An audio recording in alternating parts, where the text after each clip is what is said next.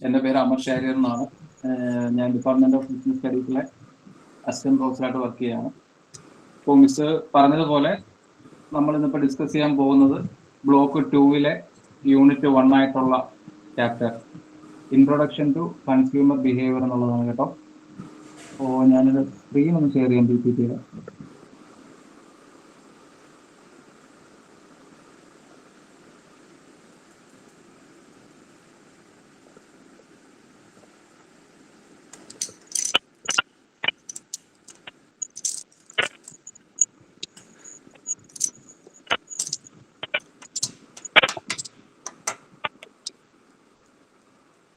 കാണാൻ പറ്റുന്നുണ്ടോ?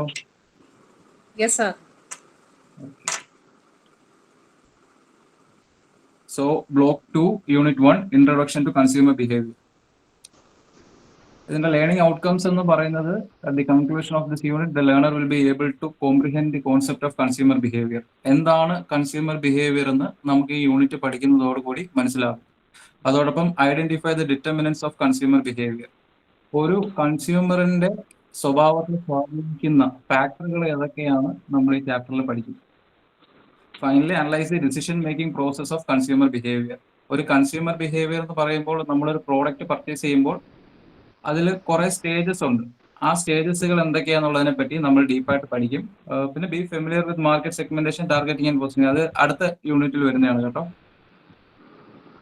So moving on, first of all നമ്മൾ ഇൻട്രൊഡക്ഷൻ ആയിട്ട് പറയുമ്പോൾ കൺസ്യൂമർ ബിഹേവിയർ എന്ന് നമ്മൾ പറയുമ്പോൾ ആ രണ്ട് വേർഡിനെ നമുക്ക് ബ്രേക്ക് ചെയ്യാം.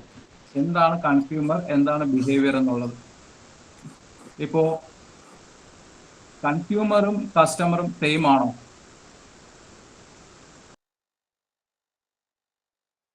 കൺസ്യൂമറും കസ്റ്റമറും സെയിം ആണോ? No, sir.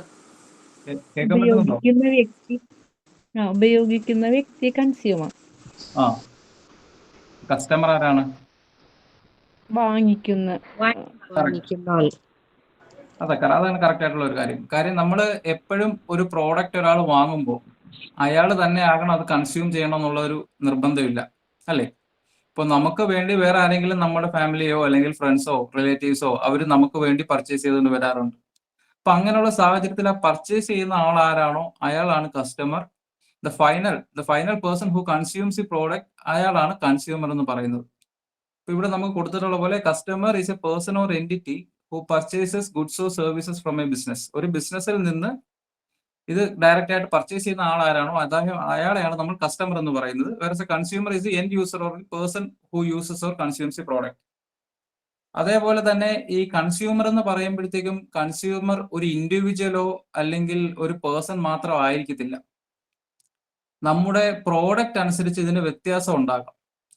അതായത് ഇൻ കേസ് നമ്മളിപ്പോൾ ഒരു ഫാക്ടറിക്കോ അല്ലെങ്കിൽ വലിയൊരു ബിസിനസ് ഓർഗനൈസേഷന് വേണ്ടി ഒരു മെഷീനറി ഒക്കെ പർച്ചേസ് ചെയ്യുമ്പോൾ ആ ഓർഗനൈസേഷനെ ആയിരിക്കും കൺസ്യൂമർ എന്ന് പറയുക. ഇപ്പൊ കൺസ്യൂമർ എന്ന് പറയുന്നത് എപ്പോഴും ഒരു ഇൻഡിവിജ്വൽ മാത്രമായിട്ട് ചുരുങ്ങുന്നതല്ല. അത് ആ സാഹചര്യം അനുസരിച്ച് ഏത് രീതിയിലുള്ള പ്രോഡക്റ്റ് ആണ് നമ്മൾ വാങ്ങുന്നത് അനുസരിച്ച് മാറിക്കൊണ്ടിരിക്കുന്നുള്ള കാര്യം കൂടെ ഓർത്തു വെക്കണം. ഇനി ബിഹേവിയർ എന്ന് പറഞ്ഞാൽ എന്താണ്? The way in which one acts or conducts one self. ഒരാൾ ഏത് രീതിയിൽ പെരുമാറുന്നു അല്ലെങ്കിൽ ഏത് രീതിയിൽ ചിന്തിച്ച് തീരുമാനങ്ങൾ എടുക്കുന്നു എന്നുള്ളതിനെയൊക്കെ പറ്റി പറയുന്ന കാര്യമാണ് ബിഹേവിയർ. ഇപ്പോൾ കൺസ്യൂമർ ബിഹേവിയർ എന്ന് നമ്മൾ പറയുമ്പോൾ in the terms of marketing അത് വളരെ ഒരു ഇമ്പോർട്ടൻ്റ് ആയിട്ടുള്ള കോൺസെപ്റ്റ് ആയിട്ട് മാറിയിരിക്കുകയാണ്. മാർക്കറ്റിയേഴ്സിന് അവരുടെ പ്രോഡക്റ്റ് ഏതെല്ലാം രീതിയിൽ മാർക്കറ്റ് ചെയ്യണമെന്ന് തീരുമാനിക്കുന്നതിൽ വളരെ പ്രധാനപ്പെട്ട പങ്ക് വഹിക്കുന്ന ഒരു കാര്യമാണ് കൺസ്യൂമർ ബിഹേവിയർ. അതായത് ഒരു കൺസ്യൂമർ എന്തിൻ്റെയൊക്കെ അടിസ്ഥാനത്തിലാണ് ഒരു പ്രോഡക്റ്റ് വാങ്ങാൻ തീരുമാനിക്കുന്നത് എന്നുള്ളതാണ് ഈ കൺസ്യൂമർ ബിഹേവിയർ പഠിക്കുന്നത് വഴി നമ്മൾ മനസ്സിലാക്കാൻ പോകുന്നത്. അടുത്ത സ്ലൈഡിലോട്ട് പോകും. ഇപ്പോൾ മീനിങ് ഓഫ് കൺസ്യൂമർ ബിഹേവിയർ ആണ്. ഇപ്പൊ consumer behaviour is a study. Consumer behaviour എന്ന് പറയുന്നത് ഒരു പഠനമാണ്. എന്തിനെ പറ്റി, ആരെയൊക്കെ പറ്റിയുള്ളതാണ്? ഞാൻ നേരത്തെ പറഞ്ഞ പോലെ ഇൻഡിവിജ്വൽസിനെ പറ്റിയും ഗ്രൂപ്പിനെ പറ്റിയും ഓർഗനൈസേഷനെ പറ്റിയും എല്ലാം. അവരെ എല്ലാം പറ്റി നമ്മൾ എന്താ പഠിക്കുന്നതെന്ന് ചോദിച്ചാൽ how they select, buy, use and dispose of products. അവർ ഏത് രീതിയിലാണ് ഒരു സാധനം വാങ്ങാൻ തീരുമാനിക്കുന്നത്, അവർ ഏത് രീതിയിലാണ് ഒരു സാധനം ഉപയോഗിക്കുന്നത്, അവർ ഏത് രീതിയിലാണ് ഒരു സാധനം ഉപേക്ഷിക്കുന്നത്. അപ്പോൾ ഇവിടെ ഒരു കേവലം പർച്ചേസിനെ പറ്റി മാത്രമല്ല നമ്മൾ പറയുന്നത്, അവർ ഉപയോഗിക്കുന്ന രീതി, അവർ എത്ര നാൾ ഉപയോഗിക്കുന്നു, എത്ര നാൾ ഉപയോഗിച്ചതിന് ശേഷം കളയുന്നു എന്നുള്ള കാര്യങ്ങളും കൂടി നമ്മൾ ഇവിടെ ഈ പ്രോഡക്റ്റിനെ പറ്റി പറയുകയാണ്. പ്രോഡക്റ്റ് എന്ന് പറയുമ്പോൾ കേവലം ഫിസിക്കൽ പ്രോഡക്റ്റ് മാത്രമല്ല, അതിൽ സർവീസസ് ഇൻക്ലൂഡഡ് ആണ്, ഐഡിയാസ് ഉണ്ട്, അതേപോലെ നോർമൽ ഫിസിക്കൽ ഗുഡ്സും ഉണ്ട്. അപ്പം ഒരു പ്രോഡക്റ്റ് ഉപയോഗിക്കുന്നതിനപ്പുറം അത് ഏത് രീതിയിൽ ഉപയോഗിക്കുന്നു, എത്ര നാൾ അദ്ദേഹം ഉപയോഗിക്കുന്നു എന്നുള്ള കാര്യവും കൺസ്യൂമർ ബിഹേവിയറിന്റെ ഭാഗമായി നമ്മൾ പഠിക്കുന്നുണ്ട്. പിന്നെ നമ്മൾ മാർക്കറ്റിംഗിൽ ബേസിക് ആയിട്ട് പഠിക്കുന്ന കാര്യമാണ് ഒരു കസ്റ്റമർ എന്തിനു വേണ്ടിയാണ് ഒരു പ്രോഡക്റ്റ് ഒരു കസ്റ്റമർ വാങ്ങുന്നത്? To satisfy his needs and wants. അപ്പം ഇത്രയും കാര്യങ്ങൾ കൂടിച്ചേരുന്നതാണ് കൺസ്യൂമർ ബിഹേവിയർ എന്ന് പറയുന്നതിന്റെ സിമ്പിൾ ആയിട്ടുള്ള മീനിങ്. അതൊരു മീനിങ് പോലെ ഒറ്റ സെന്റൻസ് പറയുകയാണെങ്കിൽ consumer behaviour is A study of how individuals, groups or organizations select, buy, use and dispose of products which they purchase to satisfy their needs and wants. അപ്പോൾ ഇതാണ് consumer ബിഹേവിയറിന്റെ meaning എന്ന് പറയുന്നത്. Moving on to the next slide. ഇതിന്റെ ഡെഫിനിഷൻസിനെ പറ്റിയാണ്. നമുക്ക് നമ്മുടെ SLM രണ്ട് ഡെഫിനിഷൻസ് ആണ് മെയിൻ ആയിട്ട് പഠിക്കാനുള്ളത്. ഒന്ന് മാർക്കറ്റിംഗ് ഓതേഴ്സായ ലോഡൻ ആൻഡ് ബിറ്റയുടെ ആണ്. അവർ കൺസ്യൂമർ ബിഹേവിയറിനെ ഡിഫൈൻ ചെയ്യുന്ന പറഞ്ഞാൽ it is A decision process and physical activity engaged in when evaluating, acquiring, using or disposing of goods and service. നമ്മൾ നേരത്തെ പറഞ്ഞ മീനിങ്ങുമായിട്ട് വളരെ ക്ലോസ് ആയിട്ടുള്ള ഒരു ഡെഫിനിഷൻ ആണ്. അതായത് the decision process and physical activity. ഒരു പ്രോഡക്റ്റ് അവർ വാങ്ങാൻ ഉദ്ദേശിക്കുമ്പോൾ, ഒരു പ്രോഡക്റ്റിനെ അവർ ഇവാലുവേറ്റ് ചെയ്യുമ്പോൾ അല്ലെങ്കിൽ യൂസ് ചെയ്യുമ്പോഴൊക്കെ അവരുടെ മനസ്സിലൂടെ പോകുന്ന ചിന്തകൾ, ആ പ്രോഡക്റ്റിനെ പറ്റി, അത് വാങ്ങണോ, അതാണോ എനിക്ക് ആവശ്യമുള്ള പ്രോഡക്റ്റ്, അല്ലെങ്കിൽ മറ്റു പ്രോഡക്റ്റുകളുമായിട്ട് കമ്പയർ ചെയ്യുമ്പോൾ ഇതാണോ എനിക്ക് സൂട്ടബിൾ ആയിട്ടുള്ള ഏറ്റവും ബെസ്റ്റ് പ്രോഡക്റ്റ് എന്നുള്ള ഡിസിഷൻ പ്രോസസ്സിലും ഫിസിക്കൽ ആക്ടിവിറ്റി മീനിങ് നമ്മളൊരു ഷോപ്പിൽ പോയാൽ വാങ്ങുന്നത്. സംടൈംസ് അത് ഒരു ഡിസിഷൻ ആയിട്ട് മാറാം, നമ്മൾ ഏത് ഷോപ്പിൽ നിന്ന് വാങ്ങണം.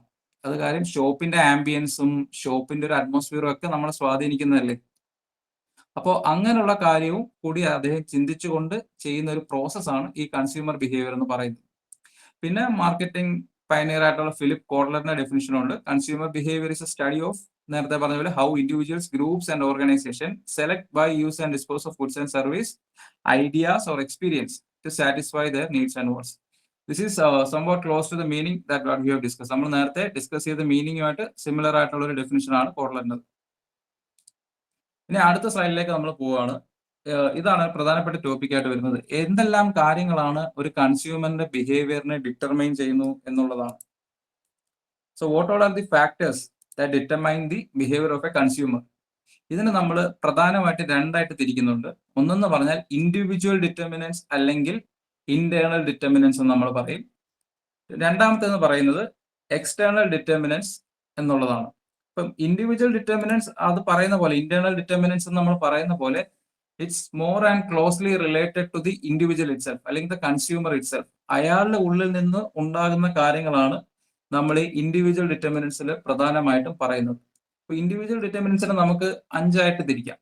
5 ഇൻഡിവിജ്വൽ ഡിറ്റർമിനൻസ് ആണ് ഒരു കൺസ്യൂമർ ബിഹേവിയറിനെ ഇൻഫ്ലുവൻസ് ചെയ്യുന്ന കാര്യങ്ങൾ. ഒന്നെന്ന് പറഞ്ഞാൽ മോട്ടിവേഷൻ ആൻഡ് ഇൻവോൾവ്മെന്റ് ആണ്. ഒരു കസ്റ്റമറിന്റെ മോട്ടിവേഷൻ, ഇതിനെല്ലാം പറ്റി നമ്മൾ ഡീറ്റെയിൽ ആയിട്ട് അങ്ങോട്ട് പഠിക്കാൻ പോവുകയാണ്. 2 എന്ന് പറയുന്നത് ആറ്റിറ്റ്യൂഡ് ഓഫ് ദി കസ്റ്റമർ. 3 എന്ന് പറയുമ്പോൾ ഒരു കസ്റ്റമറിന്റെ പേഴ്സണാലിറ്റിയും സെൽഫ് കോൺസെപ്റ്റും. 4 learning and memory. 5 information processing. First പോയിന്റിലേക്ക് നമുക്ക് പോവാം, മോട്ടിവേഷൻ ആൻഡ് ഇൻവോൾവ്മെന്റ്. എന്താണ് നമ്മളൊരു മോട്ടിവേഷൻ എന്ന് പറയുമ്പോൾ? നമുക്ക് എല്ലാവർക്കും മോട്ടിവേഷൻ കിട്ടാറുണ്ടല്ലോ. നമ്മൾ പറയും മോട്ടിവേറ്റഡ് ആകണം. അപ്പം in the terms of marketing, motivation എന്ന് പറഞ്ഞാൽ നമ്മുടെ ഉള്ളിലൊരു നീഡ് ഫുൾഫിൽ ചെയ്യാൻ വേണ്ട ഒരു ഇന്റേണൽ ആയിട്ടൊരു ഡിസയർ, പുറത്തുനിന്നൊന്നും വരുന്നതല്ല, നമ്മളിൽ നിന്ന് തന്നെ ഒരു ഡിസയർ നമുക്ക് കിട്ടുകയാണ്. നമുക്കൊരു നീഡ് ഉണ്ടാകുന്നു, ആ നീഡിനെ ഫുൾഫിൽ ചെയ്യണമെന്നുള്ള, അല്ലെങ്കിൽ ആ നീഡ് അക്കംപ്ലിഷ് ചെയ്യാൻ വേണ്ടിയുള്ള ഒരു ഡിസയറിനെയാണ് നമ്മൾ മോട്ടിവേഷൻ എന്ന് പറയുന്നത്. അതായത് internal force that arouses the need and directs the behavior towards the fulfillment of that need is termed motivation. Okay, ഇപ്പൊ മോട്ടിവേഷൻ എന്നുള്ളത് മനസ്സിലായോ? നമുക്ക് നമ്മുടെ ഉള്ളിൽ നിന്ന് തന്നെ വരുന്ന ഒരു കാര്യമാണ്. നമുക്കൊരു നീഡ് ഉണ്ടാകുന്നു. നമ്മുടെ ഏതൊരു കാര്യം മാർക്കറ്റിംഗുമായി ബന്ധപ്പെട്ട് പറയുമ്പോൾ, നമ്മളൊരു പ്രോഡക്റ്റ് പർച്ചേസ് ചെയ്യണമെങ്കിൽ നമുക്ക് ആദ്യം ഒരു ആവശ്യം വേണം, അല്ലെങ്കിൽ നമുക്കൊരു പ്രോബ്ലം ഉണ്ടാകണം. ആ പ്രോബ്ലത്തിനെ അല്ലെങ്കിൽ നീഡിനെ നമ്മൾ സോൾവ് ചെയ്യാൻ വേണ്ടിയാണ് നമ്മളൊരു പ്രോഡക്റ്റ് പർച്ചേസ് ചെയ്യുന്നത്.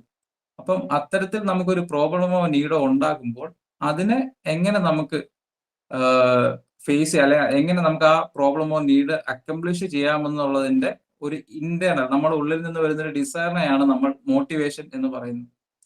മോട്ടിവേഷൻ നമുക്ക് രണ്ടായിട്ട് തിരിക്കാം. ഒന്നെന്ന് പറയുന്നത് ഫിസിയോളജിക്കൽ മോട്ടിവേഷനും ഉണ്ട്, സൈക്കോളജിക്കൽ മോട്ടിവേഷനും ഉണ്ട്.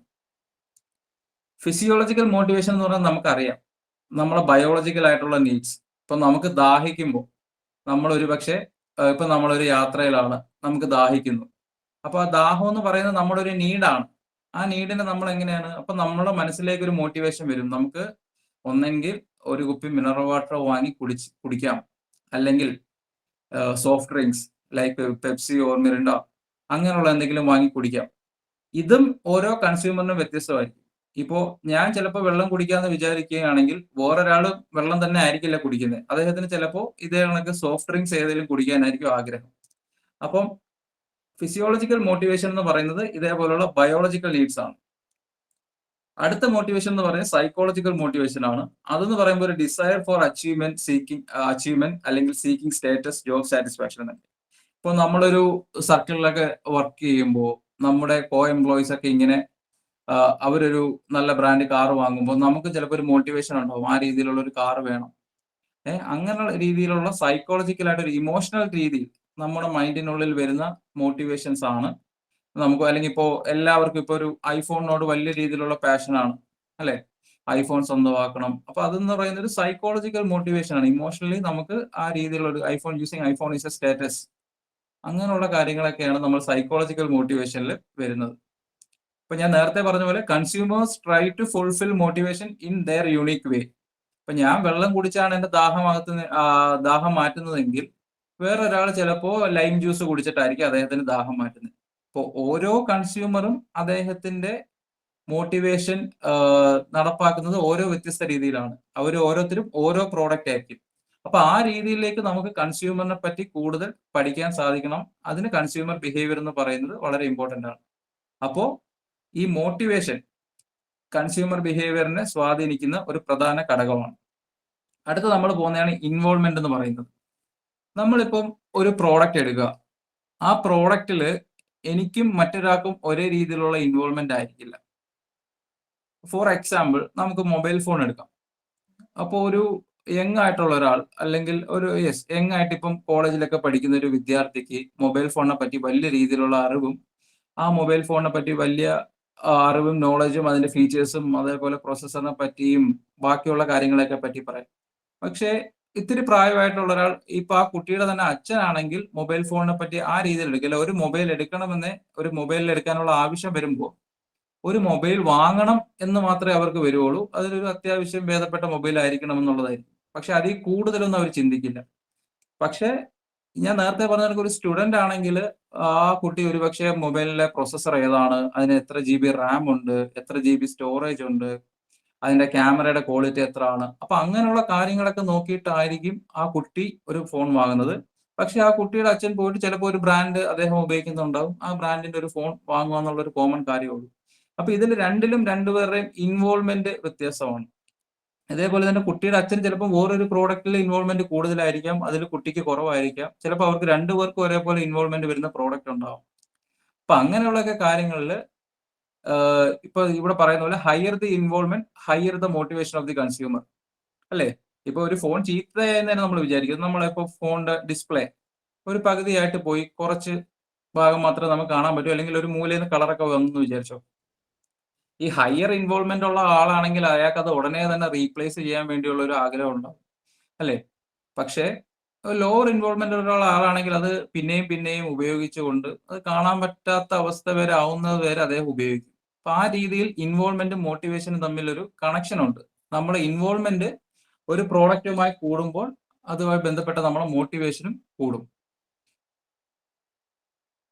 അതാണ് ലാസ്റ്റ് പറയുന്ന point. People with high involvement and high motivation showcase different consumer behaviour than people with low involvement and low motivation. അടുത്ത പറയുന്ന ആറ്റിറ്റ്യൂഡ് എന്ന് പറയുന്ന കാര്യമാണ്.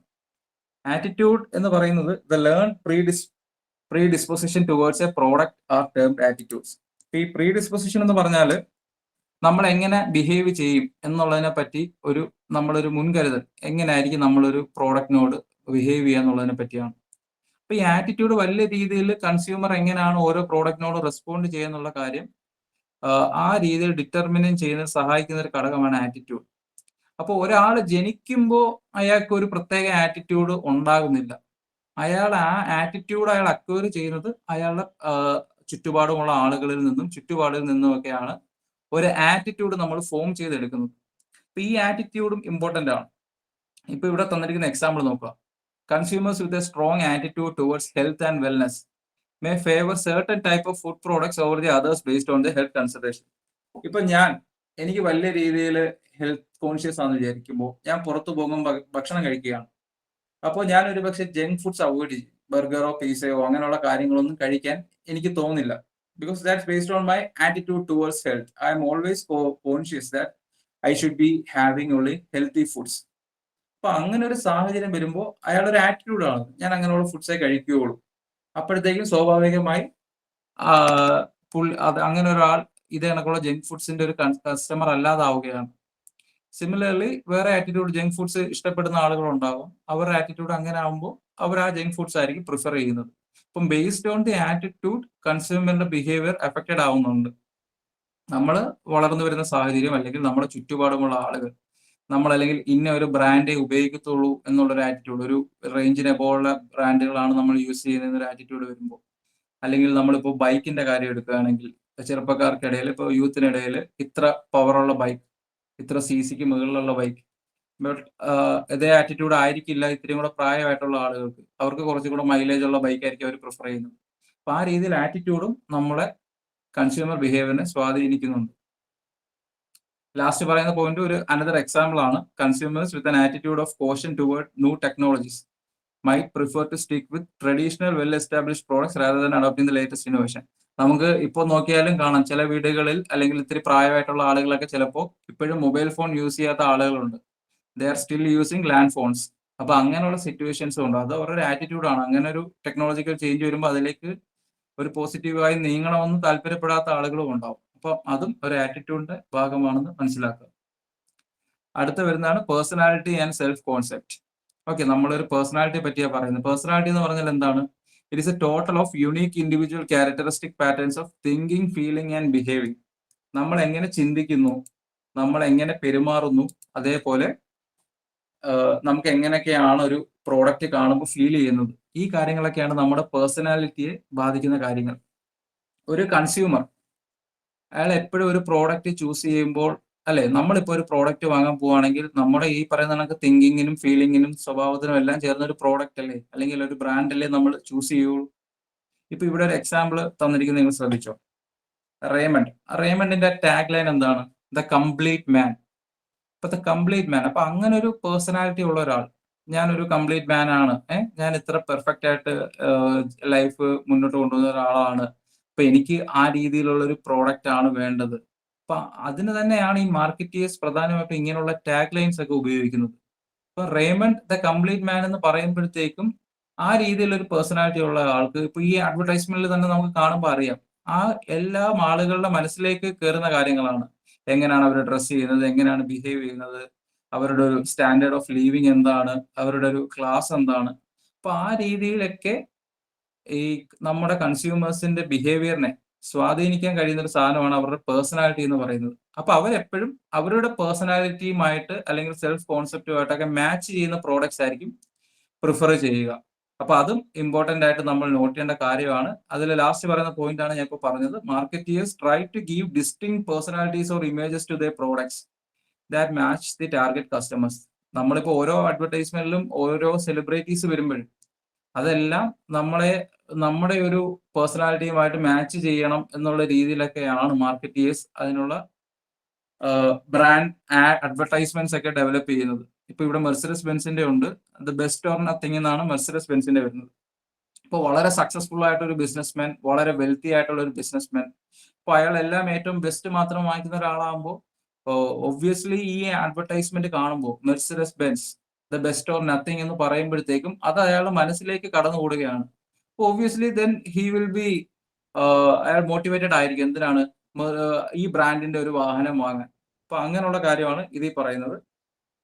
അടുത്തത് പറഞ്ഞാൽ ലേണിംഗ് ആൻഡ് മെമ്മറിയാണ്. നമ്മളിപ്പോ ലേണിംഗ് ആൻഡ് മെമ്മറി എന്ന് പറയുമ്പോൾ നിങ്ങൾ രാവിലെ ജോലിക്ക് പോവുകയോ അല്ലെങ്കിൽ പഠിക്കാൻ പോകുമ്പോഴോ നിങ്ങൾ വീട്ടിൽ നിന്ന് ഇറങ്ങി ആ ജോലി സ്ഥലത്ത് എത്തുന്നതിനുള്ളിൽ നിരവധി പരസ്യങ്ങളാണ് അല്ലെങ്കിൽ നിരവധി അഡ്വർടൈസ്മെന്റ്സ് ആണ് കാണുന്നത്. ബിൽ ബോർഡ്സിൽ, റോഡിന്റെ ഡിവൈഡറിൽ സ്റ്റിക്ക് ചെയ്തിരിക്കുന്നത്, അതേപോലെ ഫ്ലെക്സ് ബോർഡ്സ് വെച്ചിട്ടുള്ളത്, പിന്നെ നമ്മളെ TV ആഡ്സ്, ഇപ്പൊ നമ്മൾ സോഷ്യൽ മീഡിയ യൂസ് ചെയ്യുമ്പോൾ അപ്പൊ ഇഷ്ടം പോലെ പരസ്യങ്ങൾ നമ്മുടെ മനസ്സിലേക്ക് നമ്മളെ കൺമുന്നിലൂടെ ഇങ്ങനെ കടന്നു പോവുകയാണ്. എന്നാൽ ഈ എല്ലാ പരസ്യങ്ങളും നമ്മൾ ഓർത്തിരിക്കാറുണ്ടോ എന്നുള്ളതാണ് പ്രധാനപ്പെട്ട ചോദ്യം. അല്ലെങ്കിൽ ഈ പോയിന്റ് പറയാൻ ശ്രമിക്കുന്നത് അതാണ്. കാണുന്ന എല്ലാ പരസ്യവും നമ്മൾ ഓർത്തിരിക്കത്തില്ല. The consumer retains only limited information. അയാളുമായി ബന്ധപ്പെട്ടുകൊണ്ടുള്ള ചില ലിമിറ്റഡ് അഡ്വർടൈസ്മെന്റ്സ് ആയിരിക്കും നമ്മൾ മനസ്സിൽ വെച്ചിരിക്കുക. This retention is based on the relevance and importance. അയാൾക്ക് റിലവന്റ് ആയിട്ടുള്ള അല്ലെങ്കിൽ അയാളുമായി ബന്ധപ്പെട്ടിട്ടുള്ള അഡ്വർടൈസ്മെന്റ് ഏതാണ് അതായിരിക്കും അയാളെ മനസ്സിലിരിക്കുക. ഇപ്പൊ ഇവിടെ പറയുന്ന ഒരു എക്സാമ്പിൾ ഉണ്ട്. ഒരു ഫാമിലി ഒരു അഡ്വർടൈസ്മെന്റ്, ഫാമിലി ഒരു മൂവി എല്ലാവരും കൂടി ഇരുന്ന് വീട്ടിൽ ഇരുന്ന് കാണാമെന്ന് വിചാരിക്കുക. ഇപ്പൊ ഓണമാണ്, ഓണത്തിന്റെ ഇടയ്ക്ക് പുതിയ സിനിമ വരുന്നു. ഇപ്പൊ ഓണത്തിന്റെ ഇടയ്ക്കുള്ള സിനിമകൾക്ക് നമുക്കറിയാം വളരെ കൂടുതൽ അഡ്വർടൈസ്മെന്റ്സ് ഇങ്ങനെ വന്നുകൊണ്ടിരിക്കും. അപ്പോൾ ഒരു കുട്ടിയും അച്ഛനും അമ്മയും അവരുടെ ഒരു ഫുൾ ഫാമിലി, അവരുടെ അമ്മയും അപ്പനും എല്ലാവരും കൂടി ഇരുന്നൊരു സിനിമ കാണുമെന്ന് നിങ്ങൾ വിചാരിക്കുക. അങ്ങനെ ഒരു സാഹചര്യത്തിൽ ഇങ്ങനെ ഒരു സിനിമ നമ്മൾ കാണുമ്പോൾ എന്താ സംഭവിക്കുക? പല പല പരസ്യങ്ങൾ വരുന്നു. സ്വാഭാവികമായും അതിലുള്ള ഒരു കൊച്ചുകുട്ടി ഏത് പരസ്യമായിരിക്കും ഓർത്തിരിക്കുക? ആ കുട്ടിയുമായി ബന്ധപ്പെട്ടുള്ള കളിപ്പാട്ടങ്ങളുടെയോ അല്ലെങ്കിൽ ചോക്ലേറ്റ്സിന്റെയോ അല്ലെങ്കിൽ ഏതെങ്കിലും ബുക്സിന്റെയോ ബാഗ്സിന്റെയോ ഒക്കെ, സ്കൂൾ ബാഗിന്റെ ഒക്കെ പരസ്യമായിരിക്കാം ആ കുട്ടി ഓർത്തിരിക്കുക. പക്ഷേ ഒരു വീട്ടമ്മയെ സംബന്ധിച്ചിടത്തോളം അല്ലെങ്കിൽ ഒരു വീട്ടിലെ അടുക്കള കൈകാര്യം ചെയ്യുന്നത് ഹോം മേക്കർ അല്ലെ, നമ്മുടെ നാട്ടിൽ കൂടുതലും സ്ത്രീകളാണ് അടുക്കള കൈകാര്യം ചെയ്യുന്നത്. അപ്പൊ അവരെ സംബന്ധിച്ചിടത്തോളം അവര് എന്തിനായിരിക്കും കൂടുതൽ അറ്റൻഷൻ കൊടുക്കുക? അവര് കിച്ചണിൽ യൂട്ടിലൈസ് ചെയ്യുന്ന പ്രോഡക്ട്സ്, അതായത് കിച്ചൺ അപ്ലയൻസസ്. ഞാനിവിടെ ഇപ്പൊ 4 അഡ്വർടൈസ്മെന്റ്സ് താഴെ കാണിച്ചിട്ടുണ്ട്. ഒന്നെന്ന് പറഞ്ഞാൽ ടൈഡിന്റെ അഡ്വർടൈസ്മെന്റ് ആണ്. ടൈഡിന്റെ ഓബ്വിയസ്ലി നിരന്തരം ക്ലോത്ത്സ് വാഷ് ചെയ്യുന്ന ആരാണോ, അല്ലെങ്കിൽ ഇപ്പൊ വൈറ്റ് ക്ലോത്ത്സ് ഉപയോഗിക്കുന്ന ആളാന്ന് വിചാരിച്ചോളൂ. സ്ഥിരം വൈറ്റ് ക്ലോത്ത്സ് മാത്രം ഇടുന്ന ആളാണെങ്കിൽ ഇപ്പൊ ഈ അഡ്വർടൈസ്മെന്റ് വഴി അവർ കാണിക്കാൻ നോക്കുന്നത് വെള്ള കളർ വലിയ രീതിയിൽ തിരിച്ചെടുക്കാൻ പറ്റുമെന്നാണ് ടൈഡ് ഉപയോഗിക്കുമ്പോൾ. അപ്പൊ ആ അഡ്വർടൈസ്മെന്റ് ആ ക്ലോത്ത്സ് യൂസ് ചെയ്യുന്ന അല്ലെങ്കിൽ ആ ക്ലോത്ത്സ് വാഷ് ചെയ്യുന്ന ആളുടെ മനസ്സിലായിരിക്കും പതിയിരിക്കുക. ഇപ്പുറത്ത് പ്രസ്റ്റീജിന്റെ ഒരു അഡ്വർടൈസ്മെന്റ് ആണ്. അത് കിച്ചണിൽ ആര് യൂട്ടിലൈസ് ചെയ്യുന്നു അവരുടെ മനസ്സിലായിരിക്കും അത് പതിയുക. ഇപ്പുറത്തെ ഒരു ഹെയർ ഡൈയുടെ പരസ്യമാണ്. ഹെയർ ഡൈ എന്ന് പറയുമ്പോഴത്തേക്കും ഒന്നെങ്കിൽ ഫാഷനബിൾ ആയിട്ടുള്ള ഹെയർ കളർ ചേഞ്ച് ചെയ്യുന്ന ആളായിരിക്കും, അല്ലെങ്കിൽ പ്രായമായിട്ട് ഗ്രേ ഹെയർ ആയിട്ടുള്ള ഒരാൾ, അയാൾക്ക് ഡൈ ചെയ്യണമെന്നുണ്ടെങ്കിൽ അങ്ങനെയുള്ള ആളുകളായിരിക്കും ആ അഡ്വർടൈസ്മെന്റ്, അല്ലെ ആ അഡ്വർടൈസ്മെന്റ് ഓർത്ത് വെക്കുന്നത് അത്തരം ആളുകളായിരിക്കും. ലാസ്റ്റ് കിൻഡർ ജോയ് എന്ന് പറയുന്ന ഒരു ചോക്ലേറ്റിന്റെ പരസ്യമാണ്. അത് തീർച്ചയായിട്ടും കുട്ടികളുടെ മനസ്സിലായിരിക്കും. അപ്പോൾ കൺസ്യൂമർ എപ്പോഴും അവരുമായി ബന്ധപ്പെട്ടിട്ടുള്ള അഡ്വർടൈസ്മെന്റ് മാത്രമായിരിക്കും ഓർത്തിരിക്കുക എന്നുള്ളത്. അതാണ് ലേണിംഗ് ആൻഡ് മെമ്മറിയിൽ പറയുന്നത്. അടുത്തത് information processing. The process and activities that consumers engage in while gathering, assimilating and evaluating information are termed information processing. Okay, നമ്മളൊരു ഇൻഫോർമേഷൻ സ്വീകരിച്ചു കൊണ്ടിട്ട് അപ്പോൾ നമ്മുടെ മനസ്സിലൂടെ പോകുന്ന കാര്യങ്ങൾ, ആ ഇൻഫോർമേഷൻ എങ്ങനെയൊക്കെയാണെന്നുള്ളത് ചിന്തിക്കുന്നതിനെ പറ്റിയാണ് നമ്മൾ ഇൻഫോർമേഷൻ പ്രോസസ്സിംഗ് എന്ന് പറയുന്നത്. നേരത്തെ നമ്മൾ പറഞ്ഞ ലേണിംഗ് ആൻഡ് മെമ്മറിയിൽ നിന്നും നമ്മൾ ആ മെമ്മറിയെ എങ്ങനെ പ്രോസസ്സ് ചെയ്തെടുക്കുന്നു എന്നുള്ളതാണ് ഇൻഫോർമേഷൻ പ്രോസസ്സിംഗിൽ പറയുന്നത്. അപ്പം how a consumer assimilates and evaluate selective information is determined by their motives, attitude, personality and self concept. അപ്പോൾ ഒരു കൺസ്യൂമർ, ആ കൺസ്യൂമറിന്റെ മോട്ടിവേഷൻ എന്താണ്, ആറ്റിറ്റ്യൂഡ് എന്താണ്, പേഴ്സണാലിറ്റി എന്താണ്, സെൽഫ് കോൺസെപ്റ്റ് എന്താണ്, ഇതെല്ലാം വഴിയാണ് ഈ ഇൻഫർമേഷൻ പ്രോസസ് ചെയ്യുന്നത്. ഇപ്പോൾ ഒരേ ഇൻഫർമേഷൻ രണ്ട് കൺസ്യൂമേഴ്സ് രണ്ട് രീതിയിൽ കാണാം എന്നുള്ളതാണ് ഈ ഇൻഫർമേഷൻ പ്രോസസ്സിംഗിന്റെ ഒരു എക്സാമ്പിൾ ആയിട്ട് നമുക്ക് പറയാൻ കഴിയുന്നത്.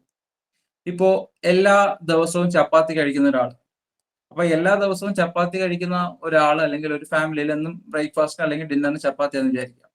അപ്പൊ അവരുടെ മുന്നിലേക്ക് ഒരു അഡ്വർടൈസ്മെന്റ് വരികയാണ്. ഇപ്പൊ ഈ ഞാൻ ഇവിടെ കൊടുത്തിരിക്കുന്ന ആശീർവാദ ആട്ടയുടെ 5 kgയുടെയോ 10 kgയുടെയോ പാക്കിന്റെ ഒരു പരസ്യം വരുന്നു. അങ്ങനെ ഒരു പരസ്യം വരുമ്പോൾ അവർക്ക് അതൊരു വാല്യൂ പാക്ക് ആയിട്ട് തോന്നും. ഇവരെന്തായാലും വീക്കിലെ എല്ലാ ഡേയ്സും യൂസ് ചെയ്യുന്നവരാണ്. അപ്പൊ ആ കൺസ്യൂമർ ആ രീതിയിൽ ആ ഇൻഫർമേഷൻ പ്രോസസ് ചെയ്യുന്നു. എന്നാൽ ആഴ്ചയിൽ ഒരിക്കൽ മാത്രം ചപ്പാത്തി ഉണ്ടാക്കുന്ന വീട്ടിലുള്ള ഒരാളാണെങ്കിൽ അയാൾ എങ്ങനെയായിരിക്കും ചിന്തിക്കുന്നത്? ഇത്രയും വലിയൊരു പാക്കറ്റ് നമുക്ക് ആവശ്യമില്ല എന്നാണ്. അപ്പം രണ്ട് രീതിയിലാണ് ഒരു ഇൻഫോർമേഷൻ രണ്ട് ഡിഫറെന്റ് കൺസ്യൂമേഴ്സ് പ്രോസസ് ചെയ്യാന്നുള്ള കാര്യമാണ് ഇൻഫോർമേഷൻ പ്രോസസ്സിംഗ് പറയുന്നത്.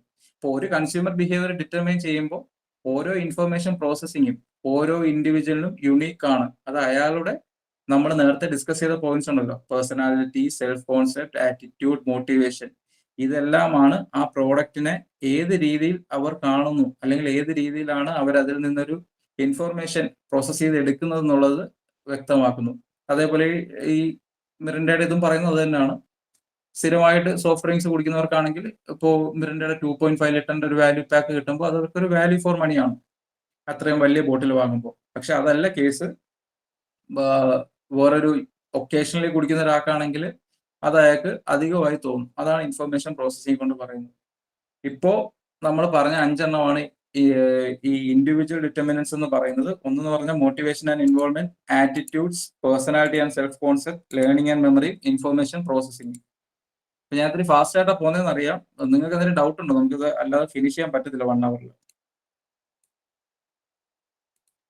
ഡൗട്ട് എന്തെങ്കിലും ഉണ്ടെങ്കിൽ ചോദിക്കാം.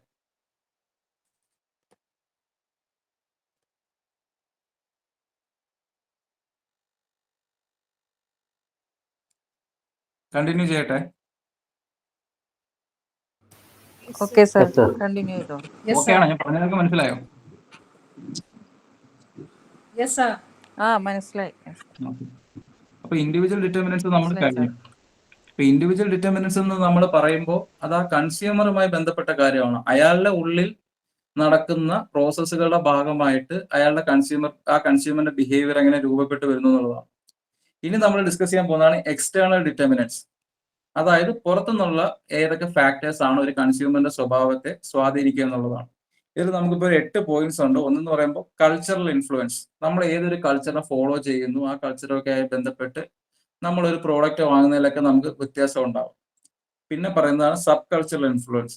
സബ് കൾച്ചർ എന്ന് പറയുമ്പോൾ കൾച്ചറിന്റെ ഉള്ളിൽ തന്നെ ഓരോ പ്രത്യേക കാറ്റഗറി ഉണ്ടാവും. ഒരേ രീതിയിൽ പെരുമാറുന്ന ഓരോ ഡിസ്റ്റിങ്ക്റ്റ് ആയിട്ടുള്ള ഗ്രൂപ്പ്സ് ഉണ്ടാവും. അതിനെയാണ് നമ്മൾ സബ് കൾച്ചറൽ ഗ്രൂപ്പ്സ് എന്ന് പറയുന്നത്. അപ്പോൾ അവർക്കും ചിലപ്പോൾ ഒരേ കൾച്ചറിൽ തന്നെ പല പല ഗ്രൂപ്പ്സുകൾ അവരുടെ ഒരു പർച്ചേസ് ബിഹേവിയർ അല്ലെങ്കിൽ അവരുടെ ഒരു ലേണിംഗ് അല്ലെങ്കിൽ അവരുടെ ഒരു പേഴ്സണാലിറ്റിയും സെൽഫ് കോൺസെപ്റ്റും എല്ലാം ഡിഫറെന്റ് ആയിരിക്കും. അപ്പൊ ആ ഗ്രൂപ്പ്സ് എന്ന് പറയുന്നത് അവർ ആ രീതിയിലായിരിക്കും പർച്ചേസ് ചെയ്യുന്നത്. അപ്പൊ അവരുടെ ഒരു സബ് കൾച്ചറൽ ഗ്രൂപ്പ് ഏതാണോ അത് നമ്മുടെ കൺസ്യൂമർ ബിഹേവിയറിനെ അഫക്റ്റ് ചെയ്യും. പിന്നെ ഇൻഫ്ലുവൻസസ് ആണ്. സോഷ്യൽ ക്ലാസ് ഇൻഫ്ലുവൻസസ് ഉണ്ട്. നമ്മളുള്ളൊരു അതിനെല്ലാം പറ്റി നമുക്ക് ഡീറ്റെയിൽ ആയിട്ട് പോവാം. പിന്നെ social group influences, family influences, personal influences, opinion ലീഡേഴ്സും അതർ ഇൻഫ്ലുവൻസസും. ഫസ്റ്റ് പോയിന്റ് എന്ന് പറഞ്ഞാൽ കൾച്ചറൽ ഇൻഫ്ലുവൻസസ് ആണ്. കൾച്ചറൽ ഇൻഫ്ലുവൻസ് എന്ന് പറയുന്നത് sum of knowledge, belief, traditions, customs, arts, moral, law and any other habits acquired by a consumer as members of a society is termed culture. അപ്പൊ നമ്മളൊരു culture എന്ന് പറയുമ്പോൾ നമുക്കറിയാലോ, നമ്മൾ പരമ്പരാഗതമായി ഉള്ള നമുക്കുള്ള അറിവുകൾ, ഇങ്ങനെയാണ് കാര്യങ്ങൾ ചെയ്യേണ്ടത്, അല്ലെങ്കിൽ നമ്മുടെ വിശ്വാസങ്ങൾ, നമ്മുടെ ആചാരങ്ങൾ, അതേപോലെയുള്ള കലാപരമായിട്ടുള്ള കാര്യങ്ങൾ, അങ്ങനെയുള്ള കാര്യങ്ങളൊക്കെയാണ് ഒരു കൾച്ചർ എന്ന് പറയുന്നത്. അപ്പം ഈ കൾച്ചർ എങ്ങനെ ഒരു കൺസ്യൂമറിന്റെ ബിഹേവിയറിനെ എഫക്ട് ചെയ്യുന്നുള്ളതാണ് ഞാനിപ്പോൾ പറയാൻ പോകുന്നത്. അപ്പൊ it varies from society to society. നമുക്ക് ഇപ്പോൾ കേരളത്തിൽ ഒരു കൾച്ചർ ആയിരിക്കാം, ആ കൾച്ചർ ആയിരിക്കില്ല തമിഴ്നാട്ടിൽ, അതായിരിക്കില്ല ചിലപ്പോൾ മഹാരാഷ്ട്രയിൽ, അങ്ങനെ മാറി മാറി വരാം. For instance, the attitude towards the purchase of good amount of gold jewellery as form of savings and status symbols unique to Indian society. അപ്പൊ ഇന്ത്യൻ സൊസൈറ്റിക്ക് നമുക്ക് വേണമെങ്കിൽ അത് കേരളത്തിനെ മാത്രമായിട്ട് നമുക്ക് ഇപ്പോൾ എടുക്കാം. കേരളത്തെ സംബന്ധിച്ചിടത്തോളം ഗോൾഡ് ഭയങ്കരമായിട്ട് പർച്ചേസ് ചെയ്യുന്ന ആളുകളാണ് നമ്മൾ. കല്യാണത്തിനായാലും എല്ലാം. ഞാൻ ആ 2 പടം ഞാൻ ഇവിടെ ഇപ്പൊ കാണിച്ചിട്ടുണ്ട്. ഒന്നെന്ന് പറയുമ്പോൾ നമ്മളൊരു കേരളത്തിലെ ഒരു കല്യാണത്തിന് ഒരു ബ്രൈഡ് അണിയുന്ന സ്വർണ്ണ ആഭരണങ്ങളാണിത്. പക്ഷെ വെസ്റ്റേൺ കൺട്രിയിൽ പോകുമ്പോൾ അവരൊരു ജ്വല്ലറി വളരെ കുറവേ ഉപയോഗിക്കുന്നുള്ളൂ, ചിലപ്പോൾ ജ്വല്ലറി ഉപയോഗിക്കുന്നില്ല.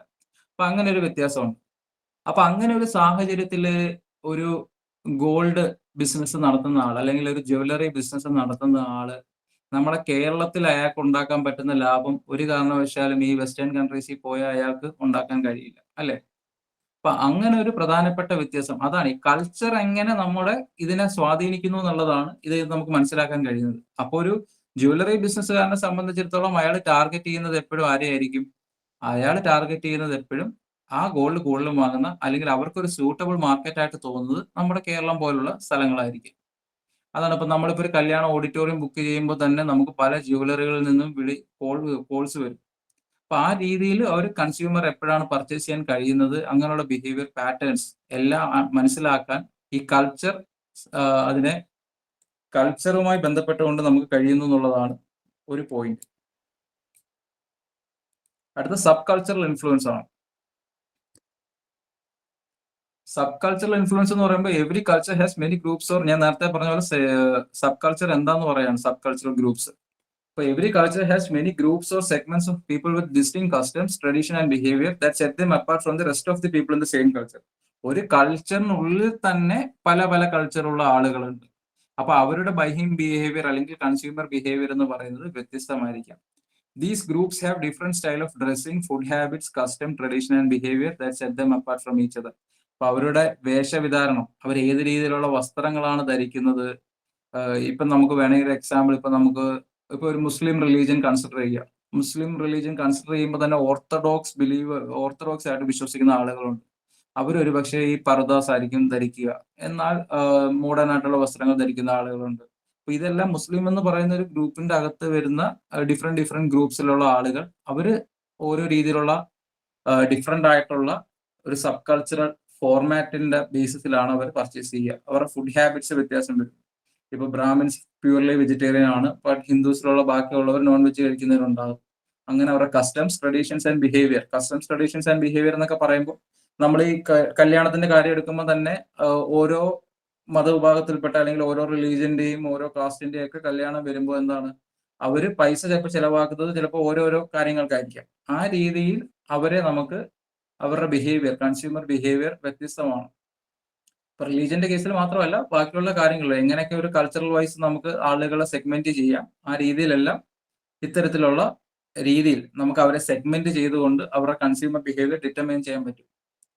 മാർക്കറ്റിയേഴ്സ് need to fine tune their products to be accepted in this sub culture. അപ്പോൾ ഓരോ സബ് കൾച്ചറിലുള്ള ആളുകളുടെ സ്വഭാവം എന്താണോ ആ രീതിയിൽ അത് മനസ്സിലാക്കിക്കൊണ്ട് നമ്മൾ പ്രോഡക്റ്റ് ഇറക്കിയാൽ മാത്രമേ നമുക്ക് അവരോട് നല്ല രീതിയിൽ പ്രോഡക്റ്റ് സെല് ചെയ്യാനും നല്ല രീതിയിലുള്ള റവന്യൂ ഉണ്ടാക്കാനും കഴിയും. അപ്പൊ അവരുടെ സബ് കൾച്ചർ അണ്ടർസ്റ്റാൻഡ് ചെയ്യാന്ന് പറഞ്ഞാൽ ഒരു പ്രധാനപ്പെട്ട കാര്യമാണ്. ഇതിന്റെ എക്സാമ്പിൾ ആയിട്ട് പറഞ്ഞിരിക്കുന്നത് ഇന്ത്യയുടെ ചില ഭാഗങ്ങളിൽ വലിയ ഡയമണ്ട്സ്, വലിപ്പമുള്ള ഡയമണ്ട്സ് ആണ് ആളുകൾ അവരുടെ ക്വാളിറ്റി, ഇപ്പൊ ഡയമണ്ടിന്റെ ക്വാളിറ്റിയെ കാട്ടി ആ ഡയമണ്ടിന്റെ വലിപ്പം അനുസരിച്ചാണ് ആളുകൾക്ക് ഡിമാൻഡ് ഉള്ളത്. എന്നാൽ ഇന്ത്യയുടെ വേറെ ചില ഭാഗങ്ങളിൽ പോകുമ്പോൾ സൈസിനെ പറ്റി അവർ കൺസിഡർ ചെയ്യാറില്ല, അവർക്ക് ക്വാളിറ്റിയാണ് പ്രധാനം. ചിലപ്പോൾ ഏറ്റവും മൈന്യൂട്ട് ആയിട്ടുള്ള ഒരു ഡയമണ്ട് ആയിരിക്കും, പക്ഷെ അത് വലിയ ഹൈ ക്വാളിറ്റിയിലുള്ളതാണെങ്കിൽ അവർ അതിനെ ആയിരിക്കും ഇമ്പോർട്ടൻസ് കൊടുക്കുക. അപ്പൊ ആ രീതിയിൽ ഓരോ കൾച്ചറൽ അല്ലെങ്കിൽ ഓരോ സബ് കൾച്ചറിന്റെ ഭാഗമായിക്കൊണ്ട് നമുക്ക് നമ്മുടെ ബൈയിങ് പാറ്റേൺ അല്ലെങ്കിൽ ബൈയിങ് ബിഹേവിയറിൽ വ്യത്യാസം ഉണ്ടാകാം. അടുത്ത സോഷ്യൽ ക്ലാസ് ഇൻഫ്ലുവൻസ്. ഇപ്പൊ നമ്മൾ സോഷ്യൽ ക്ലാസ് ഇൻഫ്ലുവൻസിനെ പറ്റി ഇപ്പൊ പഠിക്കുന്നു, അത് കഴിഞ്ഞിട്ട് നമുക്ക് സോഷ്യൽ ഗ്രൂപ്പ് ഇൻഫ്ലുവൻസ് എന്നും പറഞ്ഞൊരു പോയിന്റ് ഉണ്ട്. അപ്പൊ എന്താണ് ഈ സോഷ്യൽ ക്ലാസ് ഇൻഫ്ലുവൻസ്?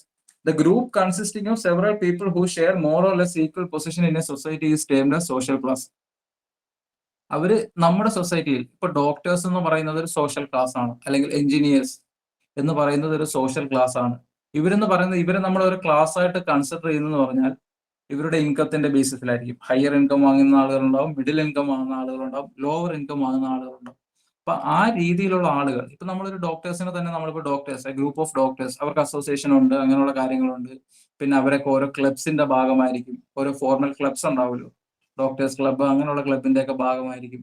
പിന്നെ ഒരു വിഷയം എന്ന് പറഞ്ഞാൽ ഇവരിലെ എല്ലാം ഒരു ബൈയിങ് പാറ്റേൺ ഒരു സിമിലാരിറ്റി ഉണ്ടാവും. ചിലപ്പോൾ ഇവരെല്ലാം പർച്ചേസ് ചെയ്യുന്ന കാറുകൾ അത് ഒരേ പ്രൈസ് റേഞ്ചിലുള്ളതായിരിക്കാം. ഈവൻ ദോ ബ്രാൻഡ് മാറാമെങ്കിൽ പോലും അതിൻ്റെയൊക്കെ ഒരു പ്രൈസ് റേഞ്ച് അല്ലെങ്കിൽ അതിന്റെ ഒരു പ്രീമിയം സെഗ്മെന്റ് എന്ന് പറയുന്നത്, അതിന്റെ ഒരു പ്രീമിയംനെസ് എന്ന് പറയുന്നത് സെയിം ആയിരിക്കും. ആ രീതിയിൽ നമുക്ക് അവരെ മാറ്റി സെഗ്മെന്റ് ചെയ്യാൻ പറ്റും എന്നുള്ളതാണ്. Based on the social class consumers belong to, their wants and needs may vary, like the choice of residence, food, apparel, transportation, entertainment, leisure activities. അത് എക്സാമ്പിൾ തന്നെ. ഇപ്പോൾ ഒരു ഡോക്ടറിന്റെ family, doctor is going out for dinner. ഒരു ഡോക്ടറിന്റെ ഫാമിലിയും ഡിന്നറിന് പുറത്തു പോവുകയാണ്. അദ്ദേഹം ഏത് ഒരു പ്രീമിയം റെസ്റ്റോറന്റിൽ നിന്നായിരിക്കാം സ്വാഭാവികമായും ഭക്ഷണം കഴിക്കേണ്ടത്. എക്സെപ്ഷൻസ് ഉണ്ടാവാം, പക്ഷെ in the most cases they may prefer premium restaurants. അപ്പോൾ അങ്ങനെയുള്ള കാര്യങ്ങൾ, അവർ ഏത് സോഷ്യൽ ക്ലാസ്സിൽ ബിലോങ് ചെയ്യുന്നു ആ രീതിയിലുള്ള ഭക്ഷണം കഴിക്കുക, ആ രീതിയിലുള്ള വസ്ത്രങ്ങൾ ധരിക്കുക, ആ രീതിയിലുള്ള ബ്രാൻഡിന്റെ വസ്ത്രങ്ങൾ, അത്ര വില കൂടിയ വസ്ത്രങ്ങൾ ധരിക്കുക, അങ്ങനെയുള്ള കാര്യങ്ങളൊക്കെയാണ്. അല്ലെങ്കിൽ ഉപയോഗിക്കുന്ന കാറ്, വാഹനങ്ങള്, വീട്, അങ്ങനെയുള്ള എല്ലാം അവര് ബിലോങ് ചെയ്യുന്ന സോഷ്യൽ ക്ലാസ് ഏതാണോ അതുമായി ബന്ധപ്പെട്ടുകൊണ്ടിരിക്കും. അടുത്തതാണ് social group influence. Social group influence എന്ന് പറയുമ്പോഴത്തേക്കും ഈ സോഷ്യൽ ഗ്രൂപ്പ് എന്ന് പറഞ്ഞാൽ ആരാണ്? It's A company of individuals who share common attitudes and A sense of relationship as A result of interaction with each other. അതായത് അവർ സ്ഥിരമായി സംസാരിക്കുകയും നമ്മൾ സ്ഥിരമായി കാണുകയും ചെയ്യുന്ന ആളുകളെ കൊണ്ടല്ലോ, അതിനാണ് നമ്മളൊരു സോഷ്യൽ ഗ്രൂപ്പ് എന്ന് പറയുന്നത്. ഇതിനെ നമുക്ക് ഈ സോഷ്യൽ ഗ്രൂപ്പുകളെ രണ്ടായിട്ട് തിരിക്കാം. പ്രൈമറി ഗ്രൂപ്പും ഉണ്ട്, സെക്കൻഡറി ഗ്രൂപ്പും ഉണ്ട്. ഈ പ്രൈമറി ഗ്രൂപ്പ് അല്ലെങ്കിൽ പ്രൈമറി സോഷ്യൽ ഗ്രൂപ്പ് എന്ന് പറഞ്ഞാൽ നമ്മുടെ ജീവിതകാലം വരെ നമ്മളോടൊപ്പം ഉള്ള ആളുകളൊക്കെയാണ് പറയുന്നത് ഫാമിലീസ്. നമ്മളെ കുട്ടിക്കാലം മുതൽ അല്ലെ, നമ്മൾ സ്കൂൾ മുതൽ നമ്മളോടുള്ള ഫ്രണ്ട്സ്, നമ്മളോട് ഒരുമിച്ച് ജോലി ചെയ്യുന്നവര്, സ്റ്റഡി ഗ്രൂപ്പ്സ്, അപ്പൊ അതായത് നമ്മൾ ഒരുമിച്ച് പഠിക്കുന്ന ആളുകൾ, അങ്ങനെയുള്ളവരൊക്കെ. അപ്പൊ അവരൊക്കെ ആയിട്ടുള്ള ഒരു ബന്ധം എന്ന് പറഞ്ഞാൽ നമുക്ക് വർഷങ്ങളോളമുള്ള ബന്ധമായിരിക്കും. നമുക്കങ്ങനെ വർഷങ്ങളോളം ഇവരുമായിട്ട് ബന്ധം ഉണ്ടാകുമ്പോൾ സ്വാഭാവികമായും ഇവരുടെ അല്ലെങ്കിൽ അവരുടെ അഭിപ്രായങ്ങളൊക്കെ നമ്മൾ ഓരോ സാധനങ്ങൾ വാങ്ങാൻ പോകുമ്പോൾ നമ്മൾ അവരുടെ അഭിപ്രായങ്ങൾ ചോദിക്കുമല്ലോ, അല്ലെങ്കിൽ അവരുടെ അഭിപ്രായങ്ങൾ നമ്മളെ സ്വാധീനിക്കുമല്ലോ, അല്ലെങ്കിൽ അവർ നേരത്തെ വാങ്ങിയിട്ടുള്ള ഒരു സാധനം അവർ ആ സ്റ്റോറി നമ്മളോട് പറയുമ്പോൾ നമ്മൾ ഓട്ടോമാറ്റിക്കലി ഇൻഫ്ലുവൻസ്ഡ് ആവും. അങ്ങനെ സോഷ്യൽ ഗ്രൂപ്പ്സിനെ ഇൻഫ്ലുവൻസ് ചെയ്യാൻ പറ്റും എന്നുള്ളതാണ് ഈ പോയിന്റ് പറയുന്നത്. ഇതിൽ സെക്കൻഡറി ഗ്രൂപ്പ്സ് ഉണ്ട്. അതുകൊണ്ട് റിലേഷൻഷിപ്പ് ഇംപേഴ്സണൽ ആയിട്ടുള്ള റിലേഷൻഷിപ്പ്, ടെമ്പററി, താൽക്കാലികമായി നമ്മൾ ഇപ്പോൾ കുറച്ച് നാളൊരു സ്ഥലത്ത് ജോലി ചെയ്യുമ്പോൾ അവിടുത്തെ ഒരു കോവർക്കേഴ്സ് അല്ലെ, നമ്മുടെ കൂടെ ജോലി ചെയ്യുന്ന ആൾക്കാരുമായിട്ട് നമുക്കൊരു ഒരു റിലേഷൻ ഉണ്ടാകുന്നത്, അതായത് ഒരു ടെമ്പററി റിലേഷൻ ആണ്, അത് ലൈഫ് ലോങ് നീങ്ങുന്നതല്ല. ഇപ്പൊ നമ്മളൊരു ക്ലബിൽ ചേരുമ്പോൾ ആ ക്ലബിന്റെ അംഗമാകുമ്പോൾ അവിടുത്തെ ആളുകൾ, പക്ഷെ അതും നമ്മുടെ ബൈയിങ് ബിഹേവിയറിനെ സ്വാധീനിക്കുന്നുണ്ട് എന്നുള്ളതാണ് ഈ പോയിന്റ് പറയുന്നത്. അപ്പം രണ്ട് രീതിയിലുള്ള സോഷ്യൽ ഗ്രൂപ്പ്സ് ഉണ്ട്. ഒന്നെന്ന് പറയുമ്പോൾ പ്രൈമറി സോഷ്യൽ ഗ്രൂപ്പ്, അത് നമ്മുടെ ജീവിതകാലം മുഴുവൻ നമ്മുടെ ഫാമിലി, ക്ലോസ് ഫ്രണ്ട്സ് സർക്കിൾ, അങ്ങനെയുള്ള കാര്യങ്ങളൊക്കെയാണ്. സെക്കൻഡറി ഗ്രൂപ്പ് വരുമ്പോഴത്തേക്കും കുറച്ചു കാലം ഉള്ളെങ്കിൽ പോലും അവരുടെ തീരുമാനങ്ങളും നമ്മളെ ബൈയിങ് ബിഹേവിയറിനെയൊക്കെ ബാധിക്കാം, അല്ലെങ്കിൽ അവരെടുത്തിട്ടുള്ള ബൈയിങ് ഡിസിഷൻസ്, അവരുടെ സ്റ്റോറീസ്, അവരുടെ ഒപ്പീനിയൻ, ഇതെല്ലാം നമ്മൾ എങ്ങനെ പർച്ചേസ് ചെയ്യണമെന്ന് ബാധിക്കും. So in these groups individual consumer behaviour is greatly influenced by other members of the group. മറ്റേ ഗ്രൂപ്പിലുള്ള മെമ്പേഴ്സുമായിട്ട് നമ്മുടെ ബിഹേവിയർ ഇൻഫ്ലുവൻസ്ഡ് ആകുന്നതാണ് പറയുന്നത്. For instance, a new joiner who only used to wear casual attire may be inspired to follow the trend of his new co-worker to wear a suit in the office. ഇപ്പൊ ഒരു western കൺട്രിയുടെ ഒരു കണ്ടീഷനിൽ, അല്ലെങ്കിൽ വളരെ ഒരു MNC multinational കമ്പനീസിലൊക്കെ ആകുമ്പോഴത്തേക്കും പുതിയതായിട്ട് ഒരാൾ ജോയിൻ ചെയ്തു, അപ്പൊ അതുവരെ കാഷ്വൽ ഡ്രസ്സ് ഇതൊക്കെ ധരിച്ചുകൊണ്ടിരുന്ന, അല്ലെങ്കിൽ കേവലം ഷർട്ട്സും പാൻസും മാത്രം ധരിച്ചുകൊണ്ടിരുന്ന ആളുകൾ ഈ പുതിയതായിട്ട് ഒരാൾ സ്യൂട്ട് ഇടുമ്പോഴത്തേക്കും കുറച്ചാഴ്ച കഴിയുമ്പോൾ ചിലപ്പോൾ അവരും ആ ഒരു ട്രെൻഡിലേക്ക് മാറാം എന്നുള്ള ഒരു എക്സാമ്പിൾ ആണ് ഇവിടെ ഈ സോഷ്യൽ ഗ്രൂപ്പ് ഇൻഫ്ലുവൻസുമായി ബന്ധപ്പെട്ട് പറയുന്നത്. നെക്സ്റ്റ് പോയിന്റ് ഫാമിലി ഇൻഫ്ലുവൻസ് ആണ്. ഫാമിലി ഇൻഫ്ലുവൻസ് നമുക്ക് എല്ലാവർക്കും അറിയാം. നമ്മൾ ഈ സബ്ജക്റ്റിന്റെ ഒരു പ്രത്യേകത തന്നെ ഇതാണ്. ഈ മാർക്കറ്റിംഗ് എന്ന് പറയുന്ന കാര്യം മുഴുവൻ നമ്മുടെ ജീവിതത്തിൽ നടന്നുകൊണ്ടിരിക്കുന്ന കാര്യങ്ങളാണ്. നമുക്ക് ആ കാര്യങ്ങൾ ഒന്ന് കണക്ട് ചെയ്യാൻ പറ്റണം. നമ്മുടെ ലൈഫുമായിട്ട് കണക്ട് ചെയ്യാൻ പറ്റിയാൽ ഈസി ആയിട്ട് നിങ്ങൾക്ക് മാർക്ക് സ്കോർ ചെയ്യാൻ പറ്റുന്ന സബ്ജക്റ്റ് ആണ്. സോ ആ രീതിയിൽ നമ്മുടെ ജീവിതത്തിൽ ഉണ്ടാകുന്ന കാര്യങ്ങളുമായിട്ട് കണക്ട് ചെയ്ത് പഠിക്കുന്നതാണ് ബെറ്റർ. ഇപ്പൊ ഫാമിലി ഇൻഫ്ലുവൻസ് എന്ന് പറയുന്നത്, ഫാമിലി എന്ന് പറഞ്ഞാൽ എന്താണ്? It's A primary social group that holds A strongest source of influence on consumer behaviour. അല്ലെ, നമ്മൾ കുട്ടിക്കാലം മുതൽ നമ്മുടെ അച്ഛനും അമ്മയും എല്ലാം വാങ്ങി, ഇപ്പൊ നമ്മളെ വീട്ടിൽ തുണി കഴുകാൻ സർഫാണ് ഉപയോഗിക്കുന്നതെങ്കിൽ സ്വാഭാവികമായും നിങ്ങളുടെ കല്യാണം കഴിഞ്ഞ് നിങ്ങൾ വേറൊരു കുടുംബം ആയി മാറുമ്പോഴും ഈ സർഫ് തന്നെ ആയിരിക്കും തുണി കഴുകാൻ വേണ്ടി വാങ്ങുക, മോസ്റ്റ് പ്രോബബ്ലി. അപ്പൊ അങ്ങനെയുള്ള ഫാമിലിയുടെ ഒരു ഇൻഫ്ലുവൻസ് എന്ന് പറഞ്ഞാൽ വളരെ വലുതാണ്. പ്രത്യേകിച്ച് കുട്ടികള്, each member of the family imprints many behavioural patterns on the other members of the family, especially children. കുട്ടികളിൽ ഇതിലുള്ള സ്വാധീനം, നമ്മൾ എന്താണോ കുട്ടിക്കാലം മുതൽ വാങ്ങിക്കൊണ്ടിരുന്നത്, അതൊരു പക്ഷേ അയാളുടെ ഡിസിഷൻ അല്ല, ഈ കുട്ടിയുടെ ഡിസിഷൻ അല്ല, കുട്ടിയുടെ മാതാപിതാക്കൾ എടുത്തുകൊണ്ടിരുന്ന തീരുമാനം, ഇന്ന പ്രോഡക്റ്റ് തന്നെ അവർ ഫോളോ ചെയ്തുകൊണ്ട് വരുന്നു. നാളെ ഈ കുട്ടിക്ക് സ്വന്തമായ ഒരു തീരുമാനം എടുത്തൊരു പ്രോഡക്റ്റ് വാങ്ങാൻ പോകുമ്പോഴും അവൻ ആ പ്രോഡക്റ്റ് തന്നെ വാങ്ങുന്നുണ്ടെങ്കിൽ അത് അവന്റെ ഫാമിലിയിൽ നിന്നുണ്ടായിട്ടുള്ള ഒരു ഇൻഫ്ലുവൻസിന്റെ ഭാഗമായിക്കൊണ്ടാണ്. Most families make joint decisions where each member exert a different degree of influence. പിന്നെ ഒരു ചിലപ്പോ ഇത്രയും കൂടെ പ്രായമായി വരുമ്പോഴത്തേക്കൊക്കെ ഒരു പ്രധാനപ്പെട്ട തീരുമാനം എടുക്കുമ്പോൾ എല്ലാ ആളുകൾക്കും ആ പ്രോഡക്റ്റുമായി ബന്ധപ്പെട്ട് അവരുടെ ഒരു നേരത്തെ പറഞ്ഞ പോലെയുള്ള നമ്മളെ റെലവൻസ് ഒക്കെ വെച്ച് നോക്കി അവരവരുടേതായിട്ടുള്ള ഒപ്പീനിയൻ പറയും. ആ എല്ലാ ഒപ്പീനിയനും കൂടെ നോക്കിയിട്ടായിരിക്കും നമ്മൾ പ്രോഡക്റ്റ് വാങ്ങുക. The changing structure of families from traditional joint family to single nuclear family has a great influence on consumer behavior. നമുക്ക് എല്ലാവർക്കും അറിയാവുന്ന പോലെ കൂട്ടുകുടുംബം മാറി ഇപ്പോൾ ചെറിയ കുടുംബങ്ങളായിട്ട് ന്യൂക്ലിയർ ഫാമിലീസ് ആകുമ്പോഴത്തേക്കും അതും മാർക്കറ്റിയറിനെ സംബന്ധിച്ചിടത്തോളം ഒരു മാർക്കറ്റിയറിനെ സംബന്ധിച്ചിടത്തോളം അവർ കെയർഫുള്ളി അനലൈസ് ചെയ്യും. കാര്യം എങ്ങനെയാണ് ഒരു ജോയിന്റ് ഫാമിലി ആയിരുന്നപ്പോൾ ഇവരുടെ തീരുമാനങ്ങളിൽ നിന്ന് വ്യത്യസ്തത ഉണ്ടാകുന്നുണ്ട് ന്യൂക്ലിയർ ഫാമിലി ആകുമ്പോൾ. അപ്പൊ സ്വാഭാവികമായും ആ മാറ്റങ്ങളെ പറ്റി പഠിക്കുകയാണ് മാർക്കറ്റിയേഴ്സ്.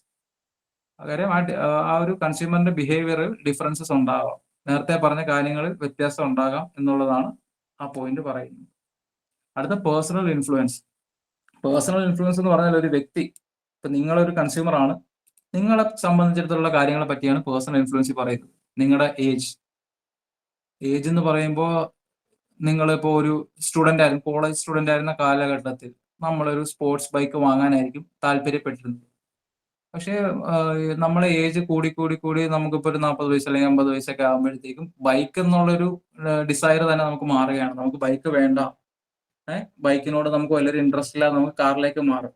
അപ്പോൾ ഏജ് മാറുന്നതനുസരിച്ച് എന്താണ് നമ്മുടെ കൺസ്യൂമർ ബിഹേവിയറിൽ മാറ്റം ഉണ്ടാവും. നമ്മുടെ ഒക്കുപ്പേഷൻ, നമ്മുടെ ജോലി ഇപ്പോൾ ആദ്യം നമ്മളൊരു ലോ ഡിവിഷനിലുള്ള ഒരു ഉദ്യോഗസ്ഥനായിട്ട് ജോലി ചെയ്ത് വരികയാണ്. അപ്പോൾ നമ്മൾ വാങ്ങിക്കുന്ന കാര്യങ്ങളും നമ്മുടെ സ്റ്റാൻഡേർഡ് ഓഫ് ലിവിങ് എല്ലാം തമ്മിൽ വ്യത്യാസം ഉണ്ടാകും. നമുക്ക് പ്രൊമോഷൻ കിട്ടുമ്പോഴത്തേക്കും ഒബ്വിയസ്ലി നമ്മൾ വാങ്ങിക്കൊണ്ടിരുന്ന സാധനങ്ങളിലും നമുക്ക് ഇത്തിരി കൂടെ അഫോർഡ് ചെയ്യാനുള്ള ഒരു കപ്പാസിറ്റി വരികയാണ്. അപ്പോൾ ഒബ്വിയസ്ലി നമ്മൾ എന്ത് ചെയ്യും, അതിലേക്ക് മാറും. അതാണ് അപ്പം നമ്മൾ ഒക്യുപ്പേഷൻ മാറുന്നതനുസരിച്ച് നമ്മുടെ ബൈയിങ് ബിഹേവിയർ മാറാം. Income and occupation is almost same. അതായത് ഒക്യുപ്പേഷൻ മാറുക എന്ന് പറയുമ്പോൾ നമുക്ക് എന്തായാലും ഒരു ഹയർ ഇൻകം കിട്ടുമ്പോൾ ഹയർ സ്റ്റാൻഡേർഡ് ഓഫ് ലിവിംഗിലേക്ക് നമ്മൾ മാറും. അത് തന്നെയാണ് ലൈഫ് സ്റ്റൈൽ കൊണ്ടും ഉദ്ദേശിക്കുന്നത്. ഇനി ഒപ്പീനിയൻ ലീഡേഴ്സ് എന്ന് പറഞ്ഞാൽ ഈ ഒപ്പീനിയൻ ലീഡേഴ്സിന്റെ ഒരു ഇത് നമ്മൾ പ്രധാനമായിട്ടും നമുക്കിപ്പോൾ വലിയ രീതിയിൽ അറിവില്ലാത്ത ഒരു പ്രോഡക്റ്റ്, ഞാൻ നേരത്തെ പറഞ്ഞ പോലെ മൊബൈൽ ഫോൺസിന്റെ കേസ് നിങ്ങൾ എടുക്കുക. നിങ്ങളിപ്പോൾ മൊബൈൽ ഫോൺസ് എടുക്കാൻ പോകുമ്പോൾ നിങ്ങൾക്ക് ഈ പ്രോഡക്റ്റിനെ പറ്റി അറിയണം. എന്താണ് ഈ പ്രോഡക്റ്റ്, നിങ്ങൾക്ക് ആ പ്രോഡക്റ്റിനെ പറ്റി കൂടുതൽ അറിയാൻ താല്പര്യമുള്ളപ്പോൾ ഇന്നത്തെ സാഹചര്യത്തിൽ നമ്മൾ എല്ലാവരും ചെയ്യുന്ന പറഞ്ഞാൽ യൂട്യൂബ് റിവ്യൂവേഴ്സ് ഉണ്ട്. YouTube reviews are biggest example of opinion leaders. ഒരു ഒപ്പീനിയൻ ലീഡർ ആരാൻ ചോദിക്കുന്നതിന്റെ ഒരു ബിഗ്ഗസ്റ്റ് എക്സാമ്പിൾ ആണ് യൂട്യൂബ് റിവ്യൂവേഴ്സ്. അപ്പൊ നമ്മളൊരു ഫോൺ വാങ്ങാൻ പോകുമ്പോൾ സ്വാഭാവികമായിട്ട് ആ ഫോണിന്റെ പേര് നമ്മൾ യൂട്യൂബിൽ അടിച്ചു നോക്കുമ്പോൾ ആ ബോക്സ് ഓപ്പണിംഗ് എന്നൊക്കെ പറഞ്ഞിട്ട് നമുക്ക് ഒരുപാട് വീഡിയോസ് കിട്ടുകയാണ്.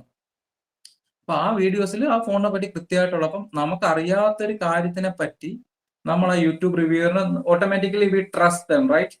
അല്ലെങ്കിൽ 1-2 യൂട്യൂബ് റിവ്യൂസിനെ നമ്മൾ നോക്കുകയാണ്. അപ്പൊ നമ്മൾ അവരെ ട്രസ്റ്റ് ചെയ്തുകൊണ്ട് അവർ പറയുന്ന ഒപ്പീനിയൻ അതെന്താണെന്ന് മനസ്സിലാക്കി നമ്മൾ ആ ഒപ്പീനിയൻ നമ്മളെ ഇൻഫ്ലുവൻസ് ചെയ്യുകയാണ്. സോ യൂട്യൂബ് റിവ്യൂവേഴ്സ് അല്ലെങ്കിൽ other opinion leaders they can influences. അവർക്ക് നമ്മളെ ഇൻഫ്ലുവൻസ് ചെയ്ത് ഒരു പ്രോഡക്റ്റ് വാങ്ങിപ്പിക്കാൻ സാധിക്കും. അപ്പൊ ഈ ഒപ്പീനിയൻ ലീഡേഴ്സ് എന്ന് പറയുന്ന ആളുകളും ഇതിന്റെ നമ്മൾ ഡിറ്റർമിനൻസ് ഓഫ് കൺസ്യൂമർ ബിഹേവിയറിൽ വരുന്നൊരു കാര്യമാണ്. അല്ലെങ്കിൽ ഒരു എക്സ്റ്റേണൽ കൺസ്യൂമർ ബിഹേവിയറിനെ ഡിറ്റർമിൻ ചെയ്യുന്ന ഒരു എക്സ്റ്റേണൽ ഇൻഫ്ലുവൻസ് ആണ്. People who in a given situation can exert personal influence on others are known as opinion leaders. In simple words, an opinion leader can informally influence the action or attitude of others who are referred to as opinion seekers. ഈ opinion തരുന്ന ആൾ opinion ലീഡറും നമ്മളായിരിക്കും opinion എടുക്കുന്നത്. Opinion എടുക്കുന്ന ആള് opinion seeker എന്നാണ് അറിയപ്പെടുന്നത്. For instance, people always seek the opinion of YouTube reviewers before purchasing an electronic gadget. നമ്മളങ്ങനെ യൂട്യൂബുകൾ നോക്കി, അല്ലെങ്കിൽ വേറെ ഏതെങ്കിലും ആൾ, യൂട്യൂബ് റിവ്യൂവേഴ്സ് മാത്രമല്ല ഒപ്പീനിയൻ ലീഡേഴ്സ് കേട്ടോ. നമ്മൾ അതിൽ എക്സ്പെർട്ട് എന്ന് നമുക്ക് തോന്നുന്നു. ചിലപ്പോൾ നമ്മുടെ ഒരു ഫ്രണ്ട് ആയിരിക്കും, നമ്മുടെ ഫ്രണ്ട് ഭയങ്കര ടെക് സാവി ആയിട്ടുള്ള ഒരു ഫ്രണ്ട് ആയിരിക്കും. മൊബൈൽ ഫോൺസിനെ പറ്റി എല്ലാം വളരെ എന്തൂസിയാസ്റ്റ് ആയിട്ട് പഠിക്കുകയും കാര്യങ്ങൾ അറിയുകയും ചെയ്യുന്ന ആളാണെങ്കിൽ അവരുടെ ഒപ്പീനിയൻ നമ്മൾ എടുക്കാം. വേറെ ഓരോ വിഷയങ്ങളിലും ആരാണ് നമുക്ക് തോന്നുന്നത് അതുമായി ബന്ധപ്പെട്ട് ഒത്തിരി എക്സ്പേർട്ട് ആയിട്ടുള്ള ഒരാൾ ആരാണോ നമുക്ക് തോന്നുന്നു അവരുടെ ഒപ്പീനിയൻ നമ്മൾ സ്വീകരിക്കാറുണ്ട്. ഇനി അതർ ഇൻഫ്ലുവൻസസ് നമ്മൾ പറയുമ്പോൾ നാഷണൽ ഓർ റീജിയണൽ ഈവൻറ്റ്സ്, അതായത് festivals, holidays, product promotion, inflation, recession etcetera. ഇപ്പൊ നമ്മുടെ നാട്ടിൽ ഓണം വരികയാണ് അല്ലേ? ഇപ്പൊ നമുക്കിപ്പോ ഓണം വരുന്നതിന് ഒരു 2 മാസം മുന്നേ ആണ് നമ്മളെ വീട്ടിലൊരു ടിവിയോ ഫ്രിഡ്ജോ AC-യോ വാഷിംഗ് മെഷീനോ എന്തെങ്കിലും ചീത്തയായി അല്ലെങ്കിൽ ചീത്താവുന്ന അവസ്ഥ വന്നാലും നമ്മൾ ചിലപ്പോൾ ഒരു ഇമ്മീഡിയറ്റ് പർച്ചേസിന് മുതിരില്ല. നമ്മൾ എന്താ പ്രതീക്ഷ, ഓണം വരികയാണ്, ഓണത്തിന് വാങ്ങാമെന്നുള്ള രീതി. ഇപ്പൊ ഈ ഓണവുമായി ബന്ധപ്പെട്ട് വലിയ രീതിയിൽ നമുക്ക് ന്യൂസ് പേപ്പർ എടുക്കുമ്പോൾ അറിയാലോ, ഒരു ഫസ്റ്റ് 2-3 പേജിൽ ഫുൾ അഡ്വർടൈസ്മെന്റ്സ് ആണ്. ബിക്കോസ് മാർക്കറ്റേഴ്സ് നോ, അല്ലെ? മാർക്കറ്റേഴ്സിന് അറിയാം എന്താണ് ആളുകൾ കൺസ്യൂം ചെയ്യാൻ റെഡിയായി നിൽക്കുകയാണ് ഓണം വരുന്നതോടുകൂടി. അപ്പൊ ഓണത്തിന് they expect a hike in purchase കൂടുമെന്ന് അവർക്കൊരു പ്രതീക്ഷയുണ്ട്. അപ്പൊ അതിനുവേണ്ടി വലിയ മാസമായിട്ടുള്ള രീതിയിൽ അഡ്വർടൈസ് ചെയ്യാണ്. അപ്പോൾ ഓരോ occasions like Onam, Christmas, Bakrid അങ്ങനെയുള്ള കാര്യങ്ങൾ നമ്മളെ കൺസ്യൂമർ ബിഹേവിയറിനെ അഫക്ട് ചെയ്യുന്നുണ്ടോ എന്നുള്ള കാര്യമാണ് നമ്മൾ മനസ്സിലാക്കേണ്ടത്. അതേപോലെ ഹോളിഡേയ്സ്, ഇപ്പോൾ ഓരോ ഹോളിഡേയ്സ്, പൂജ, വെക്കേഷൻ, ചിലപ്പോൾ ഇന്നൊരു പ്രോഡക്റ്റിന്റെ ഇത് കൂടാം. അങ്ങനെയുള്ള, അല്ലെങ്കിൽ സമ്മർ വെക്കേഷന് ഇത് വീഗാലാൻഡ് ഉൾപ്പെടെയുള്ള അമ്യൂസ്മെന്റ് പാർക്സ് ഒക്കെ ഉണ്ടല്ലോ, അല്ലെങ്കിൽ ടൂറിസ്റ്റ് ഡെസ്റ്റിനേഷൻസ്, അവരെല്ലാം നമ്മൾ പ്രോഡക്റ്റ് ആണെന്നുള്ള കാര്യമാണ് നിങ്ങൾ മാർക്കറ്റിംഗ് സ്റ്റുഡൻസ് എന്നുള്ള രീതി മനസ്സിലാക്കേണ്ടത്. പ്രോഡക്ട്സ് എന്ന് പറയുന്ന ഒരു ഫിസിക്കൽ പ്രോഡക്റ്റ് മാത്രമല്ല, ഇങ്ങനെ നമുക്ക് കാണാൻ കഴിയുന്ന ഒരു സാധനം മാത്രമല്ല ഒരു പ്രോഡക്റ്റ്. എല്ലാം പ്രോഡക്റ്റ് ആണ്. ബാങ്കിങ് പ്രോഡക്റ്റ് ആണ്, പ്രോഡക്റ്റ് ആൻഡ് സർവീസസ് എന്ന് പറയുന്നത് പ്രോഡക്ട്സിന്റെ അകത്ത് വരുന്നതാണ്. അപ്പോൾ ഒരു ടൂറിസ്റ്റ് ഡെസ്റ്റിനേഷൻ, ഇപ്പോൾ ഊട്ടിയിലേക്ക് ചിലപ്പം കൂടുതൽ ആളുകൾ പോകും സമ്മർ വെക്കേഷൻ വരുമ്പോൾ, അങ്ങനെയുള്ള സാഹചര്യം.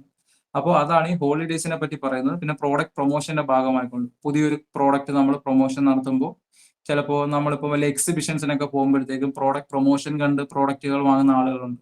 നമുക്ക് കാറിന്റെ സെയിൽ അവിടെ വെച്ച് നടക്കുന്നുണ്ട്. കാറിന്റെ ചെറിയൊരു സ്റ്റോൾ ഉണ്ടെങ്കിൽ അതുവഴിയും സെല്ലിംഗ് നടക്കും. അപ്പോൾ ഈ പ്രോഡക്റ്റ് പ്രൊമോഷൻസ് വഴിയും ഒരു കൺസ്യൂമറിന്റെ ബിഹേവിയറിൽ മാറ്റം ഉണ്ടാകാം. പിന്നെ ഇൻഫ്ലേഷൻ, പണപ്പെരുപ്പം ഉണ്ടായാൽ നമ്മളെ കയ്യിലുള്ള പൈസ സ്വാഭാവികമായും നമ്മൾ കൺട്രോൾ ചെയ്ത് ഉപയോഗിക്കുകയുള്ളൂ.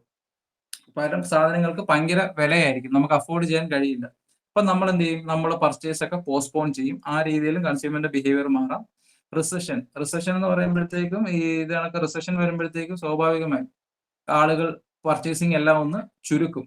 അതിലൊരു ഇത് നമ്മളിപ്പോ ഇന്നർ വെയേഴ്സ് ഉണ്ട്, നമ്മുടെ ഇന്നർ വെയേഴ്സിന്റെ സെയിൽ കുറയുകയാണെന്നുള്ളത് ഒരു റിസഷന്റെ ഒരു ഇൻഡിക്കേറ്റർ ആയിട്ടൊക്കെ ആളുകൾ പറയുന്നുണ്ട്. അത് എത്രമാത്രം ശരിയാണെന്ന് അറിയില്ല. പക്ഷെ നമ്മൾ ഇന്നർ വെയറിന്റെ ഇത് കുറയുമ്പോഴത്തേക്കും, പർച്ചേസ് കുറയുമ്പോഴത്തേക്കും it's an indicator of recession, അതായത് റിസഷൻ വരുന്നുണ്ടോ എന്നുള്ളൊരു സൂചനയായിട്ടൊക്കെ കേട്ടിട്ടുണ്ട് ഇങ്ങനെ. ഇത്രയും കാര്യങ്ങളാണ് നമ്മൾ എക്സ്റ്റേണൽ ഡിറ്റർമിനൻസിൽ പറഞ്ഞത്. ഇനി നമുക്ക് ഒരു ടോപ്പിക്കും കൂടെയാണ് പഠിക്കാനുള്ളത്, അതും കൂടെ നമുക്ക് ഫിനിഷ് ചെയ്യണം. അപ്പൊ ഇത്രയും എക്സ്റ്റേണൽ ഡിറ്റർമിനൻസിൽ എന്തെങ്കിലും ഡൗട്ട് ഉണ്ടോ?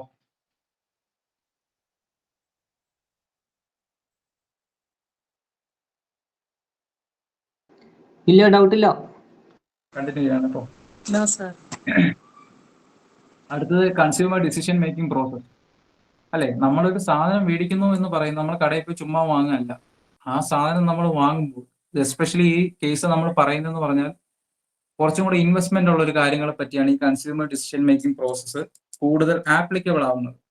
ഇപ്പൊ നമ്മളൊരു കടയിൽ പോയി ഉപ്പ് വാങ്ങുന്നെങ്കിൽ നമ്മൾ ഒരു പാക്കറ്റ് ഉപ്പ് എന്നേ പറയും, അല്ലെങ്കിൽ ഒരു പാക്കറ്റ് കർപ്പൂരം വാങ്ങുന്നു, നമ്മൾ ജസ്റ്റ് പൈസ കൊടുക്കുക, കർപ്പൂരം വാങ്ങുക എന്നുള്ളത്. കാര്യം അതിനൊന്നും വലിയ രീതിയിലുള്ള ഒരു ഇൻവെസ്റ്റ്മെന്റ് നമ്മളെ കയ്യിൽ നിന്ന് ആവുന്നില്ല. 10 രൂപയായിരിക്കും ആകുന്നത്. നമ്മൾ പോകുന്നു, നമ്മൾ കടക്കാരൻ്റെ കയ്യിൽ ഏതാണോ ഉള്ളത് അയാൾ തരുന്നു, അത് നമ്മൾ മേടിക്കുന്നു. പക്ഷെ ഇതാണോ നമ്മളൊരു വലിയ ഇൻവെസ്റ്റ്മെന്റ് നടത്തി? നമ്മളൊരു കാർ വാങ്ങാൻ പോകുന്നു, നമ്മൾ വെറുതെ പോയി ഒരു കാർ വാങ്ങുവാണോ? അല്ല. അല്ലെങ്കിൽ നമ്മളിപ്പം വീട്ടിൽ നേരത്തെ പറഞ്ഞ പോലെ ഹോം അപ്ലയൻസ്, ഗൃഹോപകരണം ഏതെങ്കിലും വാങ്ങാൻ പോകുന്നു, TV, ഫ്രിഡ്ജ്, വാഷിംഗ് മെഷീൻ, നമ്മൾ ചുമ്മാ വാങ്ങാൻ പോവുകയാണോ? അല്ല. അവിടെയെല്ലാം നമ്മൾ എന്താ ചെയ്യുന്നത്? നമ്മളൊരു കെയർഫുൾ ആയിട്ടുള്ള കുറച്ച് സ്റ്റെപ്സ് നമ്മൾ ഫോളോ ചെയ്തതിനു ശേഷമാണ് ഫൈനൽ പർച്ചേസിലേക്ക് നമ്മൾ പോകുന്നത്. അതാണ് ഈ കൺസ്യൂമർ ഡിസിഷൻ മേക്കിംഗ് പ്രോസസ്സിൽ നമ്മൾ പഠിക്കാൻ പോകുന്നത്. ആദ്യം കൺസ്യൂമർ ഡിസിഷൻ മേക്കിംഗ് പ്രോസസ് എന്താണെന്ന് പഠിക്കാം. A visibly simple purchase by a consumer may be the result of several complex and hidden variables influencing their decision. നമ്മൾ കാഴ്ചയിൽ ഒരു സിമ്പിൾ പർച്ചേസ് ആണെന്ന് തോന്നുന്നു നമുക്ക്. ഒരാൾ ഒരു കാർ മേടിച്ചു, ഒരു സിമ്പിൾ ആയിട്ടുള്ള ഒരു കാര്യമാണെന്ന് നമുക്ക് തോന്നുമെങ്കിലും അതിന്റെ പിറകിൽ ഒരുപാട് കോംപ്ലക്സ് ആയിട്ടുള്ള അല്ലെങ്കിൽ ഹിഡൻ ആയിട്ടുള്ള കാര്യങ്ങൾ അല്ലെങ്കിൽ പ്രവർത്തനങ്ങളൊക്കെ നടന്നതിന്റെ ഭാഗമായിട്ടാണ് ആ ഫൈനൽ പർച്ചേസ് സ്റ്റേജിലേക്ക് അവർ നീങ്ങുന്നത് എന്നാണ് കൺസ്യൂമർ ഡിസിഷൻ മേക്കിംഗ് പ്രോസസ്സിൽ പറയുന്നത്. ഇതിൽ കൂൺസ് ആൻഡ് ഡൊണോഡന്റെ ഡെഫിനിഷൻ ഉണ്ട്. Decision making is actual selection from among alternatives of A course of action.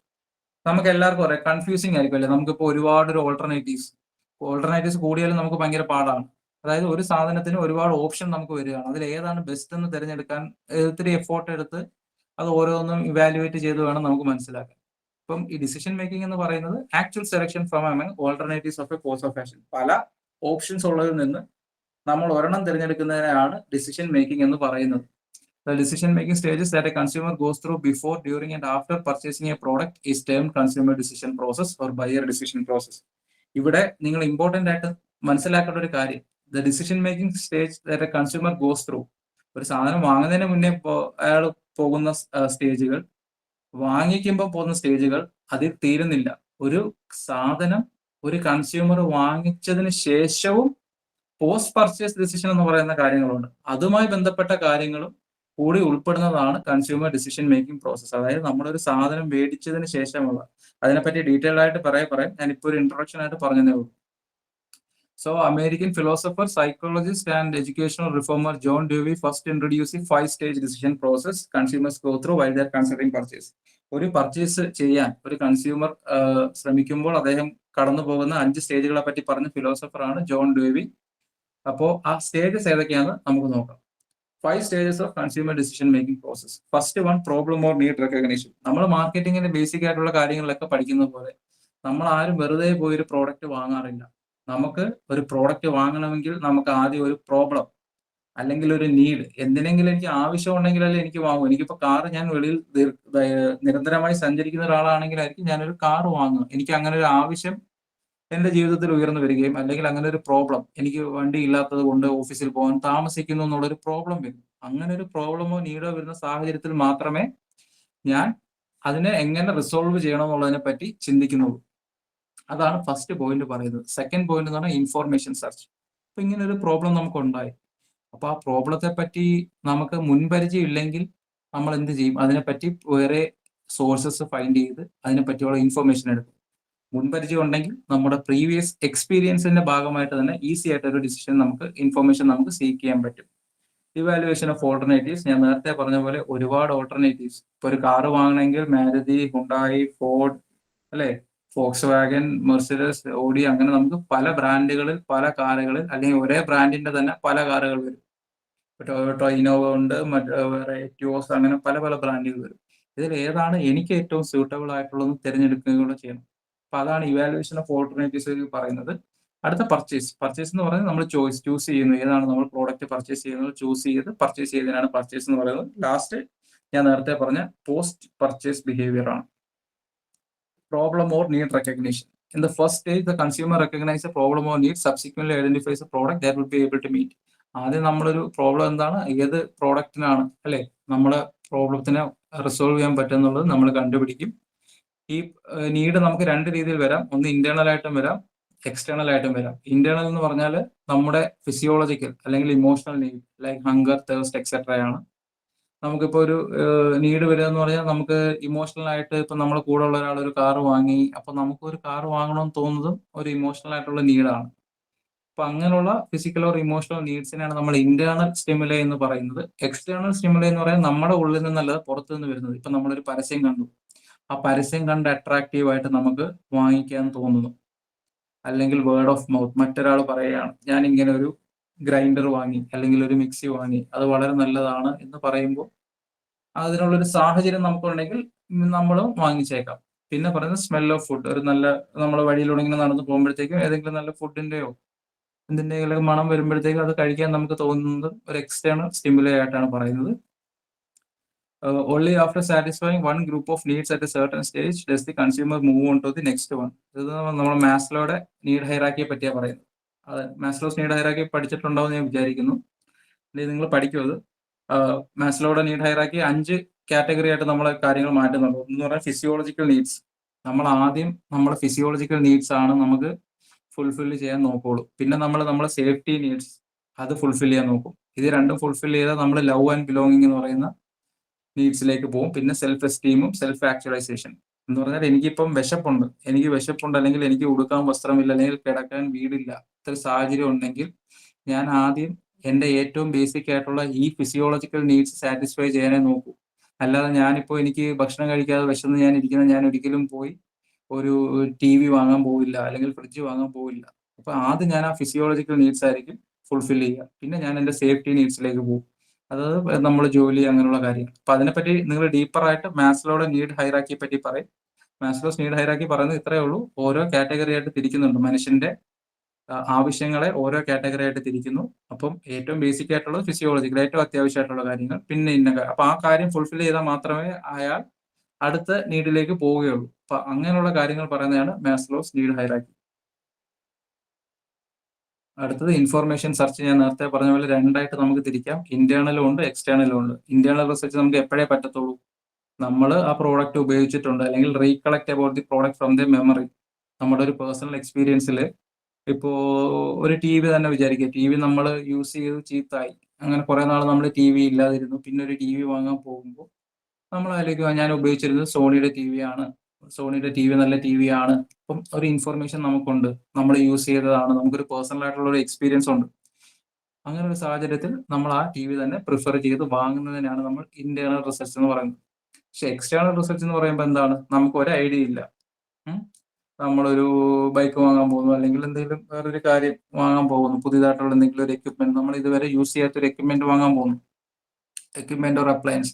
അങ്ങനെ ഒരു സാഹചര്യത്തിൽ നമ്മൾ എന്ത് ചെയ്യും, നമ്മൾ ആരുടെ നമ്മൾ ഇൻഫർമേഷൻ എങ്ങനെയൊക്കെ വയ്ക്കുന്നു, ഒന്നെങ്കിൽ നമ്മൾ പേഴ്സണൽ സോഴ്സസ്, നമ്മളെ ഫ്രണ്ട്സ്, റിലേറ്റീവ്സ്, അല്ലെങ്കിൽ നമ്മളെ വർക്ക് ചെയ്യുന്ന സ്ഥലത്തുള്ള ആളുകൾ, അവരുടെയൊക്കെ അഭിപ്രായം നമ്മൾ വേർഡ് ഓഫ് മൗത്ത് എന്ന് പറയുന്നത് അതാണ്, അങ്ങനെ എടുക്കും. അല്ലെങ്കിൽ public sources like online forums, consumer reports. നമുക്കിപ്പം ഗൂഗിളിൽ കയറി ഇന്ന ഒരു പ്രോഡക്റ്റിനെ പറ്റി അടിച്ചു കൊടുത്താൽ അതിനെപ്പറ്റി പല ആളുകൾ പറഞ്ഞിട്ടുള്ള റിവ്യൂസ് എല്ലാം നമുക്ക് അവൈലബിൾ ആണ്. അപ്പൊ അങ്ങനെയുള്ള സ്ഥലത്ത് നിന്നും നമുക്ക് ആ ഇൻഫർമേഷൻ കിട്ടും. അല്ലെങ്കിൽ നമ്മളൊരു കടയിൽ പോകുന്നു, ഇപ്പൊ ഒരു ഹോം അപ്ലയൻസ് മൈജി അല്ലെങ്കിൽ നന്ദിലത്ത് അല്ലെങ്കിൽ ഓക്സിജൻ അങ്ങനെയുള്ള ഏതെങ്കിലും ഒരു കടയിൽ പോയിട്ട് അവിടുത്തെ സെയിൽസ് പേഴ്സണോട് നമ്മൾ ചോദിക്കും ഏതാണ് നല്ല ടി വി. അപ്പൊ അയാൾ പറയും. സ്വാഭാവികമായും അത് അങ്ങനെയാണ് നമ്മൾ ചെയ്യുന്നത്. പക്ഷെ ആ സെയിൽസ് പേഴ്സൺ എല്ലാം ഓരോ കമ്പനിയുടെയും ബ്രാൻഡിന്റെ ആളുകളാണ്. അവിടെ ജോലി ചെയ്യുന്ന ഓരോ സെയിൽസ് പേഴ്സണും ഓരോ കമ്പനിയുടെയും ബ്രാൻഡിന്റെയാണ്. അവർക്ക് ടാർഗറ്റ് ഉണ്ട്. അപ്പം obviously they will try to sell the product. പക്ഷെ ആ ഒരു സമയത്ത് നമ്മൾ അവർ പറയുന്നത് ശരിയാണെന്നുള്ള രീതിയിൽ, അതാണ് ഒരു സെയിൽസ്മാന്റെ കഴിവ്. He will cell his product. നമ്മൾ അതാണ് ഏറ്റവും ബെസ്റ്റ് എന്ന് വിചാരിച്ച് നമ്മളത് പർച്ചേസ് ചെയ്യും. പിന്നെ അഡ്വർടൈസിങ്, നമുക്ക് പല രീതിയിലുള്ള അഡ്വർടൈസിങ് കണ്ടുകൊണ്ട് നമുക്ക് ആ രീതിയിലുള്ള ഇൻഫോർമേഷൻ സീക്ക് ചെയ്യാൻ പറ്റും. അടുത്ത വരുന്നതാണ് ഇവാലുവേഷൻ ഓഫ് ഓൾട്ടർനേറ്റീവ്സ്. ഇപ്പൊ നമ്മളിപ്പോ ഒരു ഇത് വാങ്ങാൻ തീരുമാനിച്ചു, കാർ വാങ്ങാൻ തീരുമാനിച്ചാൽ പല കാറുകൾ ഞാൻ നേരത്തെ പറഞ്ഞ നമ്മുടെ മുന്നിലേക്ക് വരികയാണ്. അപ്പൊ കൺസ്യൂമർ എന്താ ചെയ്യുന്നത്? Evaluate all their option regarding the product. എല്ലാ കാറുകളും ഇപ്പൊ ഏത് കാറാണ് നമുക്ക് എല്ലാ രീതിയിലും നമ്മൾ നോക്കും. ഇപ്പോ കാറിന്റെ കോസ്റ്റ് പ്രകാരം എത്രയാണ് നമുക്ക് ഏത് കാറൊക്കെയായിരിക്കും നമുക്ക് അഫോർഡ് ചെയ്യാൻ പറ്റുന്നത്, അല്ലെങ്കിൽ കാറിന്റെ സേഫ്റ്റി പ്രകാരം ഏത് കാറായിരിക്കും നല്ലത്, അല്ലെങ്കിൽ കാറ് എത്ര മൈലേജ് തരുന്നു, പവർ, ഇങ്ങനെ എല്ലാ കാര്യവും വെച്ച് നമ്മൾ അതിനെ ഇവാലുവേറ്റ് ചെയ്യും ഓരോ കാറിനെ. എന്നിട്ട് ഓരോന്നിനും ഓരോ സ്കെയിലിംഗ് അല്ലെങ്കിൽ ഓരോ റേറ്റിംഗ് നമ്മൾ നമ്മുടെ പ്രയോറിറ്റി ഒക്കെ അനുസരിച്ച് കൊടുക്കും. So when consumers commit significant time to the comparison process and review the price, warranty, terms and conditions of sale and other feature of the product is referred to extended problem solving. അപ്പൊ ഇങ്ങനെ ഒരു ഒരു extended problem solving. നമ്മൾ simple ആയിട്ട് പെട്ടെന്ന് കയറി ഒരു product വാങ്ങുകയല്ല. നമ്മൾ സകല കാര്യങ്ങളും അതിനെപ്പറ്റി ഒരു ഡീറ്റെയിൽഡ് ആയിട്ട് ഒരു സ്റ്റഡി തന്നെ നടത്തി, അല്ലെ, നമ്മൾ ഇത്ര വലിയൊരു ഇൻവെസ്റ്റ്മെന്റ് നടത്താൻ പോവുകയാണ്. അപ്പൊ അങ്ങനെ ഇൻവെസ്റ്റ്മെന്റ് നടത്താൻ വേണ്ടി നമ്മൾ ഡീറ്റെയിൽഡ് ആയിട്ട് അതിനെപ്പറ്റി പഠിക്കുന്നത്, അതിന്റെ പ്രൈസിനെ പറ്റി, വാറന്റിയെ പറ്റി, ടേംസ് ആൻഡ് കണ്ടീഷനെ പറ്റി എല്ലാം പഠിക്കുന്നതിനാണ് നമ്മൾ എക്സ്റ്റെൻഡഡ് പ്രോബ്ലം സോൾവിങ് എന്ന് തന്നെ പറയും. Okay, consumers are highly influenced by their attitude and the degree of involvement with product, brand or overall category. ഇങ്ങനെയുള്ള സാഹചര്യത്തിലും നമ്മൾ നേരത്തെ പറഞ്ഞ പോലെ ഓരോ കൺസ്യൂമർ അയാളുടെ ആറ്റിറ്റ്യൂഡ് പ്രകാരം അയാളുടെ ആറ്റിറ്റ്യൂഡ് പ്രകാരം ആ തീരുമാനം എടുക്കും. ഏതാണ് which product suits my attitude, അല്ലെങ്കിൽ degree of involvement with the product. ഇപ്പൊ നല്ല നോളജ് ഉള്ള, അല്ലെങ്കിൽ ഒരു നമ്മൾ വാങ്ങാൻ പോകുന്ന പ്രോഡക്റ്റിനെ പറ്റി നല്ല നോളജ് ഉള്ള ഒരാളാണെങ്കിൽ, അല്ലെങ്കിൽ ആ പ്രോഡക്റ്റ് നമ്മൾ എത്രമാത്രം ഉപയോഗിക്കുന്നു. Take the case of A camera. ഒരു ക്യാമറ ഇപ്പൊ സാധാരണ ഒരാള് വാങ്ങാൻ പോവുകയാണെങ്കിൽ അയാൾക്ക് വീട്ടിലേക്ക് ഒരു ഫാമിലി ഒക്കേഷൻസ് ഒക്കെ ഒന്ന് ഷൂട്ട് ചെയ്യാൻ വേണ്ടിയായിരിക്കും. പക്ഷെ ഒരു പ്രൊഫഷണൽ ഫോട്ടോഗ്രാഫറിനെ സംബന്ധിച്ചിടത്തോളം അയാളുടെ ഉപജീവിത മാർഗമാണ്. അപ്പൊ അയാൾ എന്ത് ചെയ്യുക? ആ പ്രോഡക്റ്റ്, അപ്പൊ അയാൾ അതിൽ ഏറ്റവും ബെസ്റ്റ് പ്രോഡക്റ്റ് തന്നെ എടുക്കാൻ നോക്കും. അതേപോലെ ഇപ്പൊ മറ്റേ ആകുമ്പോൾ അവർക്ക് കംഫർട്ടബിൾ ആയിട്ടുള്ള രീതിയിൽ വെക്കാൻ, ചെറിയ ക്യാമറ എന്നുള്ള രീതിയിൽ ബാഗിലേക്ക് ഇട്ടുകൊണ്ട് നടക്കാനുള്ള പേടിക്കുമെങ്കിലും, ഈ പ്രൊഫഷണൽ ഫോട്ടോഗ്രാഫറിനെ സംബന്ധിച്ചിടത്തോളം അയാളുടെ ഡിഗ്രി ഓഫ് ഇൻവോൾവ്മെന്റ് ആ പ്രോഡക്റ്റുമായിട്ട് കൂടുതലായതുകൊണ്ട് അയാൾ എന്താ ചെയ്യുക? ക്യാമറയുടെ വലിപ്പമൊന്നും നോക്കില്ല, വിലയും നോക്കില്ല, ഏറ്റവും ബെസ്റ്റ് പ്രോഡക്റ്റ് തന്നെ വാങ്ങാനായിരിക്കും അയാൾ ശ്രമിക്കുക. അപ്പം ഈ കാര്യമാണ് ഇവാലുവേഷൻ ഓഫ് ഓൾട്ടർനേറ്റീവ്സ്. അപ്പൊ ഓൾട്ടർനേറ്റീവ്സിനെ നമ്മൾ ഇവാലുവേറ്റ് ചെയ്യുമ്പോൾ ഈ പറഞ്ഞ എല്ലാ ഘടകങ്ങളും നമ്മൾ പരിശോധിക്കുന്നുള്ള കാര്യം മാത്രം മൈൻഡിൽ വെച്ചാൽ മതി. അടുത്ത പർച്ചേസ് അല്ലെങ്കിൽ ചോയ്സ്. ഈ പർച്ചേസ് എന്ന് പറയുന്നത് നമ്മൾ തീരുമാനിച്ചു, നമ്മൾ ഓൾട്ടർനേറ്റീവ്സ് ഒക്കെ പരിശോധിച്ചതിന് ശേഷം ഏത് പ്രോഡക്റ്റ് ആണ് നമ്മൾ വാങ്ങാൻ പോകുന്നതെന്നുള്ള കാര്യം നമ്മൾ തീരുമാനിച്ചു. അപ്പോൾ during this stage the consumers form the intention to buy the most preferred brand of product as they have evaluated all alternatives and identified the worth that the selected product will bring. അപ്പൊ ഞാൻ പറഞ്ഞ പോലെ എല്ലാം evaluate ചെയ്തു, അവരൊരു തീരുമാനത്തിലെത്തി. ഈ product ആണ് ഞാൻ വാങ്ങാൻ പോകുന്നത്, ഈ പ്രോഡക്റ്റ് വാങ്ങുന്നതാണ് എനിക്ക് ഏറ്റവും ഉചിതം എന്നുള്ള തീരുമാനത്തിൽ അവർ പ്രോഡക്റ്റ് വാങ്ങാൻ പോയി. അപ്പൊ ഇങ്ങനെ ഒരു പ്രോഡക്റ്റ് വാങ്ങാൻ നമ്മളെല്ലാം തീരുമാനിച്ചിരിക്കുമ്പോൾ അതിനെ സ്വാധീനിക്കാൻ പറ്റുന്ന ഒരേ ഒരു ഘടകം എന്ന് പറഞ്ഞാൽ നമ്മളെല്ലാം തീരുമാനിച്ചു, നമ്മൾ ഇങ്ങനെ ഒരു ഫോൺ വാങ്ങാൻ പോകുന്നു, ഞാൻ iPhone 15 വാങ്ങാൻ പോകുന്നു എന്നൊക്കെ പറഞ്ഞ് എല്ലാം തീരുമാനിച്ച് നമ്മൾ കടയിലെല്ലാം തീരുമാനിച്ച് നിൽക്കുമ്പോൾ ആ ഒരു സമയത്ത് നമ്മളെ അടുത്തൊരു ഫ്രണ്ട് വന്നിട്ട് ഐഫോൺ കൊള്ളില്ല, അതിന് ഇങ്ങനെ ഒരു കുഴപ്പമുണ്ടെന്ന് പറഞ്ഞാൽ നമ്മളെ ഡിസിഷനിൽ നിന്ന് പിന്മാറാൻ സാധ്യതയുണ്ട്. It depends on the customers. ആ ഫീഡ്ബാക്ക് ഈ കൺസ്യൂമർ അക്സെപ്റ്റ് ചെയ്യണോ വേണ്ടെന്നുള്ളതും കൂടെ ഉണ്ട്. അപ്പൊ നമുക്ക് അത്രയ്ക്ക് ഉറപ്പുള്ള ഒരു കൂട്ടുകാരൻ വന്ന് നമ്മളോട് പറയുകയാണ്, നമ്മളെല്ലാം റെഡിയാക്കി ക്യാഷ് പേ ചെയ്യാൻ നിൽക്കുന്ന സമയത്തായിരിക്കും ചിലപ്പോൾ യാദൃശ്ചികമായി അവിടെ വെച്ച് കാണുന്ന ഒരാളായിരിക്കും. പക്ഷെ നമുക്ക് വളരെ വേണ്ടപ്പെട്ട ഒരാൾ, അയാൾ പറയണേ ഐഫോൺ വേണ്ട, ഐഫോൺ ഇങ്ങനെ ഒരു വിഷയമുണ്ട്, വേറൊരു ബ്രാൻഡാണ് നല്ലതെന്ന് പറഞ്ഞാൽ ചിലപ്പോൾ ആ പർച്ചേസ് മുടങ്ങിപ്പോകാൻ സാധ്യതയുണ്ട്. Only if the consumer is ready to accept the feedback.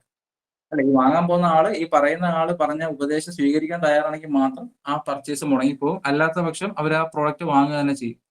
അപ്പോൾ ആ കാര്യം അതാണ് പർച്ചേസുമായി ബന്ധപ്പെട്ട് പറയാനുള്ളത്. At this stage consumers must decide on the following.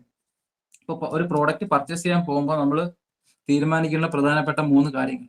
Wear to buy the product. This decision is influenced by price point, terms of sale and previous experience with seller and return policy. നമ്മൾ എവിടെ നിന്നാണ് ഈ product വാങ്ങാൻ പോകുന്നത്? സ്വാഭാവികമായും ആ കടയുടെ ഒരു ആംബിയൻസ്, അതോടൊപ്പം കടയുടെ നമുക്ക് പ്രീവിയസ് എക്സ്പീരിയൻസ് ഏതെങ്കിലും ഉണ്ടെങ്കിൽ, നമുക്ക് ഒരിക്കലും ഒരു മോശം എക്സ്പീരിയൻസ് ഉണ്ടായ കടയിൽ നമ്മൾ വീണ്ടും പോകില്ല. അപ്പൊ അങ്ങനെയുള്ള കാര്യങ്ങളും ആ കടയിലെ സെല്ലർ എങ്ങനെയാണ്, നമുക്കിപ്പോൾ ഒരു പ്രോഡക്റ്റിന് എന്തെങ്കിലും വിഷയം വന്നാൽ തന്നെ അതൊക്കെ റീപ്ലേസ് ചെയ്ത് തരുന്നത് എങ്ങനെയാണ്, ഇങ്ങനെയുള്ള കാര്യങ്ങളെല്ലാം ചിന്തിച്ചതിന് ശേഷമായിരിക്കും പർച്ചേസ് ചെയ്യുന്ന പോയിന്റിൽ കസ്റ്റമർ തീരുമാനിക്കേണ്ട കാര്യങ്ങളാണ് ഇതൊക്കെ.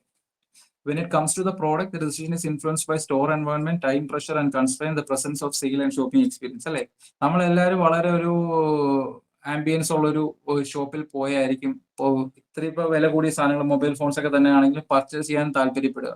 അല്ലെങ്കിൽ നമുക്ക് ഇപ്പം മൊബൈൽ ഫോൺസിന്റെ കാര്യം പറയുമ്പോൾ ചിലപ്പോൾ ഒരു പക്ഷേ പ്രൈസ് ആയിരിക്കാം പ്രധാനം. Because product is almost same ആണ്, പ്രൈസിൽ വരുന്ന മാറ്റമായിരിക്കും. പക്ഷേ പ്രൈസ് എല്ലായിടത്തും സെയിം ആണെങ്കിൽ നമ്മൾ എന്താ ചെയ്യുക? ഇത്തിരിയും കൂടെ ക്ലാസി ആയിട്ടുള്ള ഒരു ഷോറൂമിലൊക്കെ പോയിട്ടായിരിക്കാം പ്രോഡക്റ്റ് പർച്ചേസ് ചെയ്യുന്നത്. അപ്പം സ്റ്റോർ എൻവയോൺമെന്റും ടൈം പ്രഷറും presence of sale and shopping experience. ഞാൻ ഇതൊക്കെ പറയുന്ന പറഞ്ഞാൽ ഡീറ്റെയിൽ ആയിട്ട് പറയാനുള്ള കാര്യം, നമ്മൾ മാർക്കറ്റിംഗിൽ ഇനി അങ്ങോട്ട് പഠിക്കുമ്പോഴത്തേക്കും ഇതിന്റെയൊക്കെ ഇമ്പോർട്ടൻസിനെ പറ്റി പഠിക്കും. നമ്മളൊരു സ്റ്റോറിൽ എങ്ങനെ ആയിരിക്കണം, സ്റ്റോർ എൻവയോൺമെന്റ് കൊണ്ടുണ്ടാകുന്ന ഗുണങ്ങൾ എന്താണ്, ബ്രാൻഡിങ് കൊണ്ടുണ്ടാകുന്ന ഗുണങ്ങൾ എന്താണ്.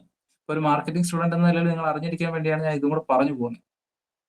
അപ്പൊ ഈ കാര്യങ്ങളും നമ്മൾ ശ്രദ്ധിക്കേണ്ട കാര്യമുണ്ട്. And at the stage it is also possible that the consumer might decide not to make the purchase. They may also decide to postpone the purchase as the price is above their means, or they simply feel more comfortable for waiting for more time. നമ്മളെല്ലാം വാങ്ങിക്കാൻ തീരുമാനിച്ചാലും ഉടനടി നമ്മൾ purchase നടത്തണമെന്നില്ല.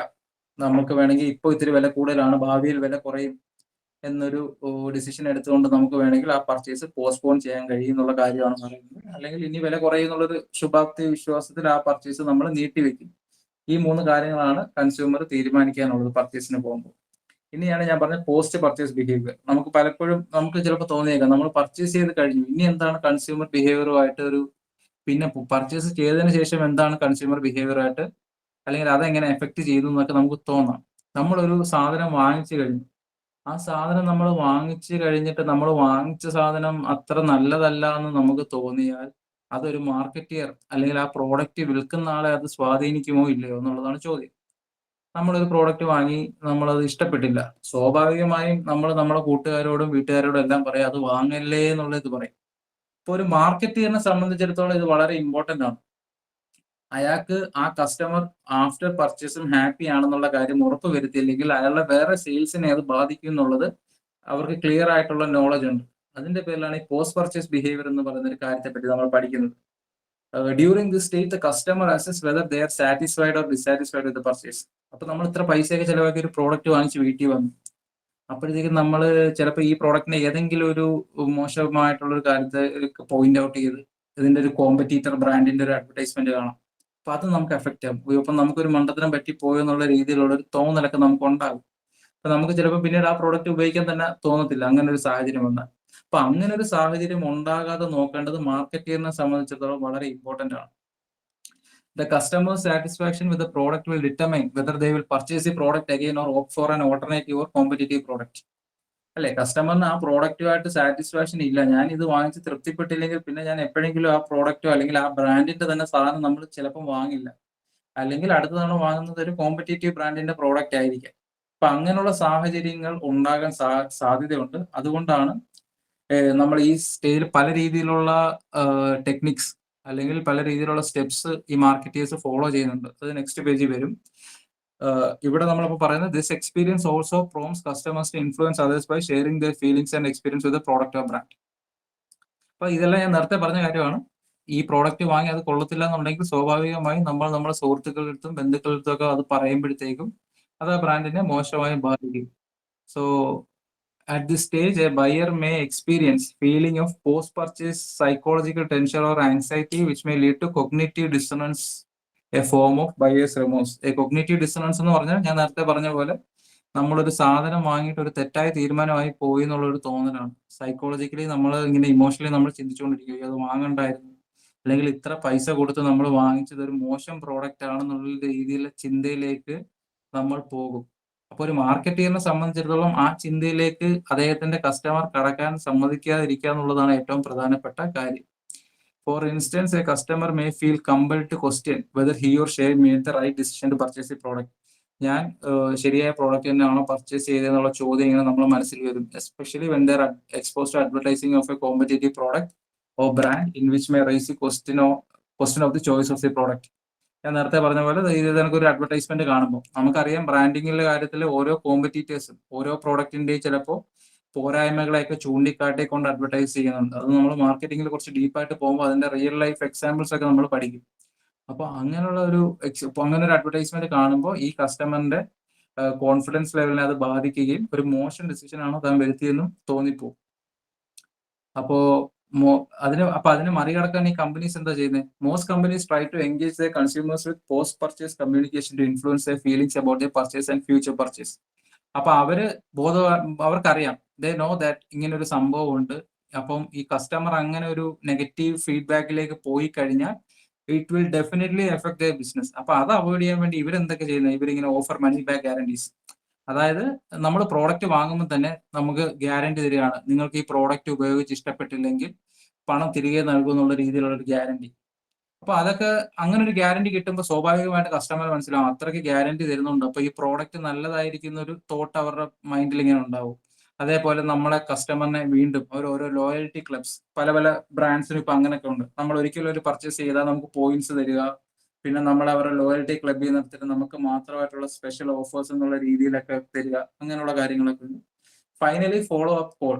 നമ്മളൊരു purchase നടത്തി പോയി 1-2 ദിവസം കഴിയുമ്പോൾ അല്ലെങ്കിൽ ഒരാഴ്ച കഴിയുമ്പോഴെല്ലാം ഫ്രീക്വന്റ് ആയിട്ട് നമ്മളെ വിളിച്ചിട്ട് ആർ വി സാറ്റിസ്ഫൈഡ് എന്നുള്ള രീതിയിൽ അവർ ക്വസ്റ്റ്യൻ ചോദിക്കും. ഞങ്ങളെ പ്രോഡക്റ്റ് പർച്ചേസ് ചെയ്ത് സാർ അല്ലെങ്കിൽ madam are you okay with the product, നിങ്ങൾക്ക് എന്തെങ്കിലും ബുദ്ധിമുട്ടുകൾ ഉണ്ടോ, അങ്ങനെയുള്ള കാര്യങ്ങൾ ചോദിച്ച് ഒരു ഫോളോ അപ്പ് നടത്തും. അങ്ങനെ ഒരു സാഹചര്യത്തിലും അതൊരു പോസിറ്റീവ് ഇമ്പാക്റ്റ് ആണ് നമ്മളെ കസ്റ്റമറിന് നൽകുന്നത്. ഇങ്ങനെ ഒരാൾ വിളിച്ച് അന്വേഷിക്കും. അപ്പോൾ obviously he will have A positive approach towards ഈ പ്രോഡക്റ്റ്. ആ രീതിയിൽ തന്നെ ആയിരിക്കും അയാൾ ബാക്കിയുള്ള ഒരാളോട് പറയുകയും ചെയ്യുന്നത്. അപ്പം ഇതാണ് പോസ്റ്റ് പർച്ചേസ് ബിഹേവിയർ. അപ്പം ഇത്രയാണ് നമ്മൾ ഇന്നത്തെ ക്ലാസ്. ഇതില് നമ്മളിപ്പോൾ ഏറ്റവും അവസാനം പഠിച്ചത് കൺസ്യൂമറിന്റെ ഡിസിഷൻ മേക്കിംഗ് പ്രോസസ്സിലുള്ള 5 സ്റ്റേജസിനെ പറ്റിയാണ്. അതിൽ 1 എന്ന് പറഞ്ഞാൽ problem or need recognition, 2 information search, 3 evaluation of alternatives, 4 പർച്ചേസും, 5 എന്ന് പറയുന്നത് പോസ്റ്റ് പർച്ചേസ് ബിഹേവിയർ. അപ്പം ഇന്നത്തെ ക്ലാസ് നമ്മൾ പഠിച്ചിട്ടുള്ളത് കൺസ്യൂമർ ബിഹേവിയർ എന്താന്നുള്ള കാര്യമാണ്.